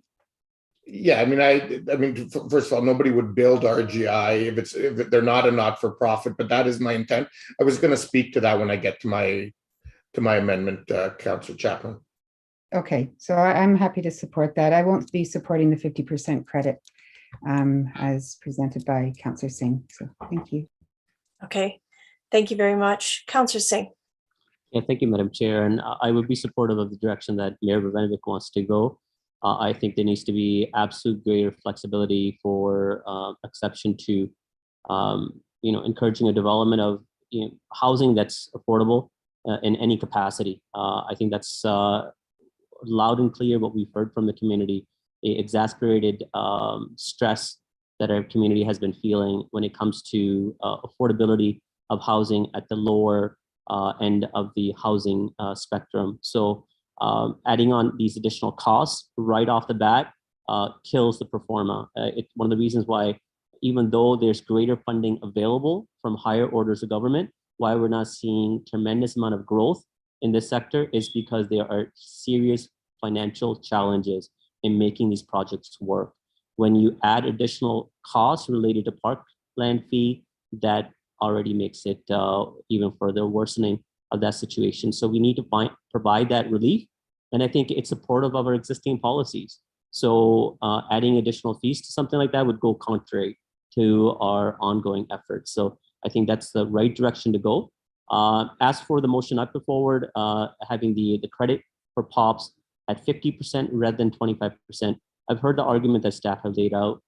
With respect, I think they're trying to give a general overview of caution, and I appreciate that. But we can't afford to always operate in a way of, there's a lot of things can go wrong. Well, a lot of things can go right as well. It's not something that's, throughout the whole market that's been done. It's something that's new and not properly explored yet. But at the end of the day, it's an avenue for us to partner with the development community to make spaces available that could be accessible. How will they be accessible? Let's not be defeatist and presuppose challenges. Could there be challenges? Yes, but that will be something that would be ironed out through the site plan review process. And if it's not adequate space, not adequate access, that's something that would be available for comment through our staff. And I have full confidence that our staff will be able to challenge the development community. If they're getting that credit, they're getting their credit for the appropriate amount, for the appropriate space that's being made available. But at the same time, we've heard from the development community that there needs to be a further incentive. If the incentive is just a 25%, they met that in itself may not be enough. And at the end of the day, as much as we want more park land space within our built-up neighborhoods, it's going to be a challenge with increasing land values. Irrespective of the increasing cost, it will become increasingly harder because land is not available. And I think if you can offset that with POPs, I think we have to absolutely leverage on that opportunity. So I would hope that council will support the 50%. The very least, we can always curtail back if we're not getting it right. But I think we need to start high enough so we can incentivize. Okay, thank you for your comments. Mayor Urbanovic, you're next. Yeah, thank you very much. And I forwarded my proposed amendment to council and to staff. The intent obviously was that it applied to not-for-profits, but I think between now and next Monday, staff may want to specifically define the wording or tweak the wording for when it comes to council on the 20th. Because there may be some more appropriate wording than rent geared to income or something else, so that we're focusing on that class and not other kinds of projects as we go forward. So I would certainly so I am moving that amendment, and hopefully well, actually I guess you don't need a seconder for that. The other piece that I would ask, because generally I'm amenable to Councillor Chapman's amendments, but I am concerned about looking at the issue of parkland in equal consideration with affordable housing. And so I would ask that you actually deal with the words affordable housing separately, because I think we can, the other part I'm comfortable with and could support. So I would ask that you just deal with that piece separately. Okay, noted. Thank you. And next we have comment from Councillor Ioannidis. Okay. Oh, we can't hear you. Sorry, Chair Marsh. Can you hear me now? Yes. Okay, sorry, I've been having some technical issues and I'm kind of lost where we are right now. Oh, we're in comments. We have 3 amendments that we will be dealing with. Okay. Did you catch those? Okay, I know Councillor Singh put up an amendment. Yep. And Councillor Chapman's put up an amendment, and Mayor Urbanovic has put up an amendment. Yeah. Okay, so all right, first of all, I want to declare a conflict on Mayor Urbanovic's amendment just because it's for my employment. Because you work for Habitat. a nonprofit. Okay. Yes. Okay. Thank you. And then I have a question of clarification, because I know Councillor Davey had mentioned to staff with regards to timing and everything else and phasing in. And I'm not sure if that's incorporated in Councillor Singh's motion or not, because I didn't see no sunset clause in there or anything like that. So I just want to. Go ahead, Mr. Lobley.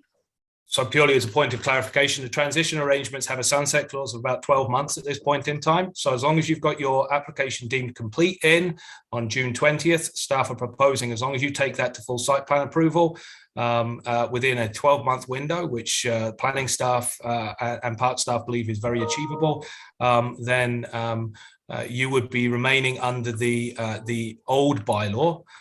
If it took you longer than 12 months, we would then have to deal with it under the terms of the new bylaw, or if there was a substantially changed development in that period of time, it would be dealt with under the terms of the new bylaw. So there is a 12-month sunset clause. Okay. Okay, and then, all right, I'll just cue back in because I'm not sure whether I need to declare a conflict with regards to Councillor Debbie's amendment because it's dealing with some form of affordable options there. So I'm just. Well, we are going to vote on that part separately. You might have missed that part. And so if you want, you can declare conflict on that clause and then we can. Okay. Yeah. I'll do that, yeah. Okay, great. All right. So thank you very much for your comments. Councillor Michaud. I too will have to declare a conflict on Councillor Chapman's amendment with regards to the affordable housing. Oh, okay, sounds good. All right, and seeing no other people in the queue, I will make a few comments of my own. First of all, what a body of work.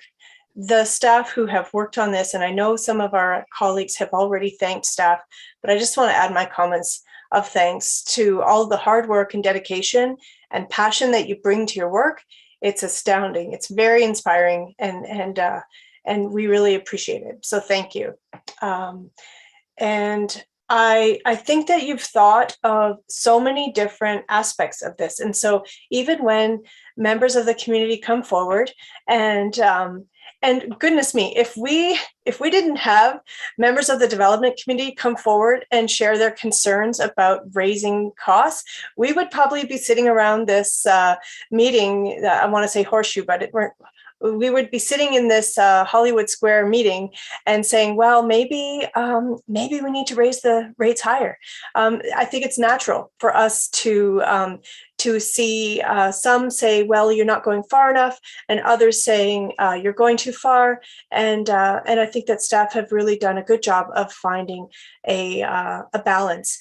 We've heard from staff loud and clear that we are not aiming to be the highest cost. We are aiming to be in the middle, or even unfortunately, we're going to be towards the bottom end of all of our surrounding municipalities in the Southwestern Ontario area in terms of fees. And that will be, and when I say unfortunately, I mean that when I think about how much money we will be able to collect over the years towards buying more parkland, that we do need more parkland and we need it yesterday. But at the same time, it's fortunate for our overall development health, so that the pro formas are still going to be doable, and so that we can continue to see more much needed housing. So I am very comfortable with the amendment brought forward by members of the community and through Councillor Chapman. I think it's very essential that we have additional parkland brought to our downtown.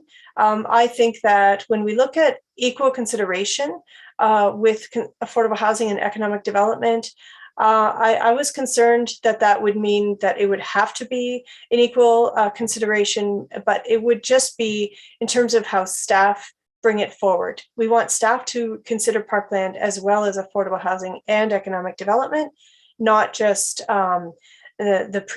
previously we had no parkland considered when we look at city-owned property selling it off. So those are my comments, and so we're going to move now to voting. Let's see here. So we're going to. Madam Chair, for Councillor Chapman's motion, can you break it up into those three parts, separate votes? The three, sure. Sorry, which three? Well, there's three clauses there, right? Well, currently we have, that's fine. But currently we have, just to clarify, we have already said that we will break out the term affordable housing from the first clause. And so you're asking to vote on that separately and then the other two paragraphs separately? That's right. Okay, thank you. That's fine. But I think actually that if I'm not mistaken, and I may have lost track, so forgive me, Councillor Singh, I think your amendment was brought forward last. Is that correct? Yeah, it doesn't matter when you take mine. That's okay. Okay. Well, I think we'll take yours first. And so we will, and so if you just want to repeat your amendment. Yeah, it's pretty straightforward. 50% of a POPs credit as opposed to the 25% outlined in the report. Okay, so all in favor? 2, 3, 4. All opposed? Okay, and that fails. Thank you. Next, we have Mayor Verbanovic's motion, and we have 2 conflicts already stated. Mayor Verbanovic, do you want to just, for the sake of the members of the public, just read out your, can you please, oh, here it is. Please read your amendment. Move that the proposed places and spaces report be amended so that no parkland dedication requirements be charged to any supportive or highly subsidized, i.e. rent geared to income affordable housing projects as part of this new plan, with the intent that staff may bring some tweaked wording forward at council on the 20th. Okay, thank you. So if I can have the clerk remove that, that would be great. Thank you. Okay, so with the conflicts noted, all in favor? And that carries unanimously. Then next we will vote on several clauses of Councillor Chapman's motion or amendment rather.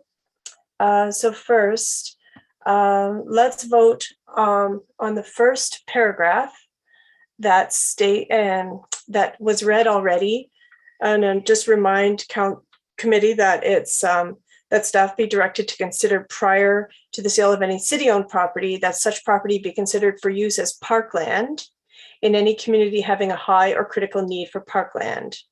And so we're going to vote first on that being in equal consideration with affordable housing.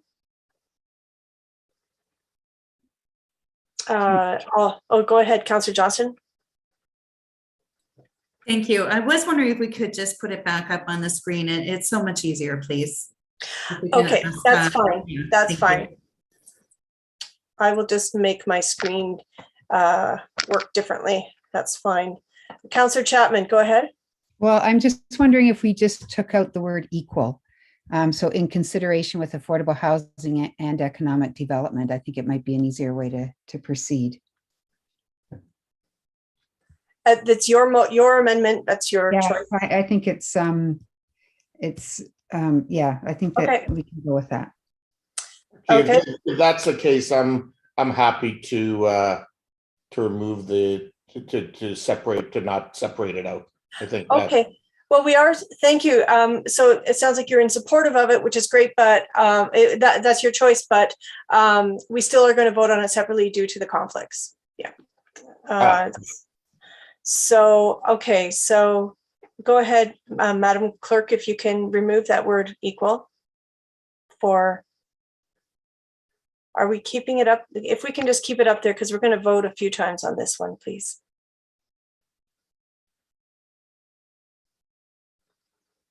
Madam Clerk, can we please put that back up? We are just working on it. My apologies. We're Okay. just, yep, it's on screen. Thank you. Councillor Chapman, did you have further to say? Nope. Okay. Yeah.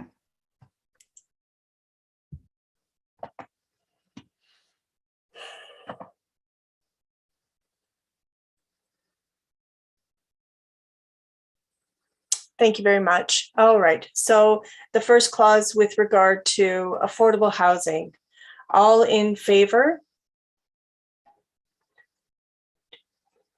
Any opposed? And that carries unanimously. Next, we have the same first paragraph, but with regard to economic development, in consideration with economic development. All in favor?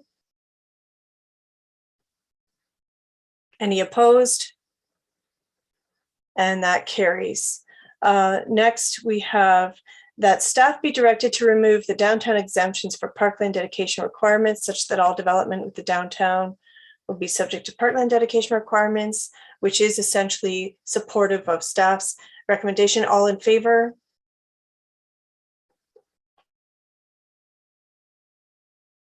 Any opposed? And that carries. Thank you. Next, we have that staff be directed to investigate and bring a report to council regarding additional tools for increasing parkland revenue. So all in favor? 1, 2, 3, 4. Any opposed? And that carries as well. All right. And now we will vote on staff's recommendation as amended. All in favor? Any opposed? Okay, that carries. Thank you very much. So we did it, committee. We did it. We got through that monstrous, well, very large size. It's not a monster. It's a good thing. But we do have one more item that one of our staff members has been so patiently waiting for 3 hours and 20 minutes. Thank you, Mr. Lamb. So we're going to hang in there, and I'm told it's not as long an item. So that's good news. Hello, Mr. Lamb. Thank you for waiting for us. Please go ahead. Good evening, Chair Marsh, and thank you for the opportunity to present. Good evening, Mayor and Council. I did prepare a very short presentation, but in the interest of time, I'll give the short version of it. So I just wanted to bring the Council's attention to a pending regulatory change for environmental compliance approvals for sanitary and stormwater systems. We do anticipate that this regulatory change will be coming later this summer. Now, environmental compliance approvals essentially are authorizations that are typically for capital works that may have an environmental impact. These would typically be both city-led projects as well as developer-led works.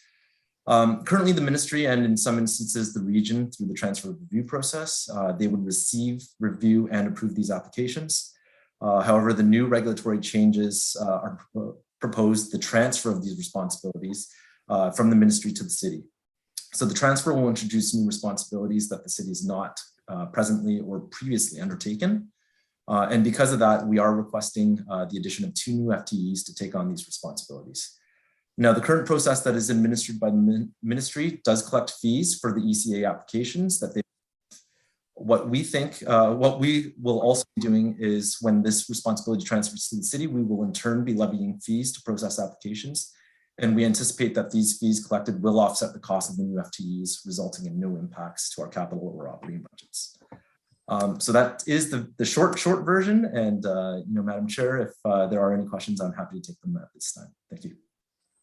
Thank you so much. That's great. Councillor Davey. Yeah, no questions. Just happy to move it. Thank you. Okay. Sounds good. And so I have a question. Just are you saying that? Can you say when these people would be hired and when they would be added to the operating budget? Yes, and thank you for the question, Chair Marsh. So we anticipate that the regulatory changes will come into effect later this summer. So our hope is to have these resources in place prior to the enforcement of the regulatory change, so that we could develop the intake processes that are required for us to take on these applications and then ensure a smooth transition for any applications that are then submitted to the city for approval. Okay, excellent. Thank you very much. All right, so we have a mover. Any comments? All those in favor? And that passes unanimously. It was worth the wait, Mr. Lamb. Thank you very, very much. And that now looks like concludes our Community and Infrastructure Services Committee meeting. Can I have a mover to adjourn? Councillor Michaud, the pleasure of having a good end to the day. Thank you very much, everyone. All in favor? Okay, that passes. So we will see each other again very soon for the next meeting. Mayor Verbanovic, do you have a? Yeah, actually, just very quickly, we can end the live stream. I just need to touch base with people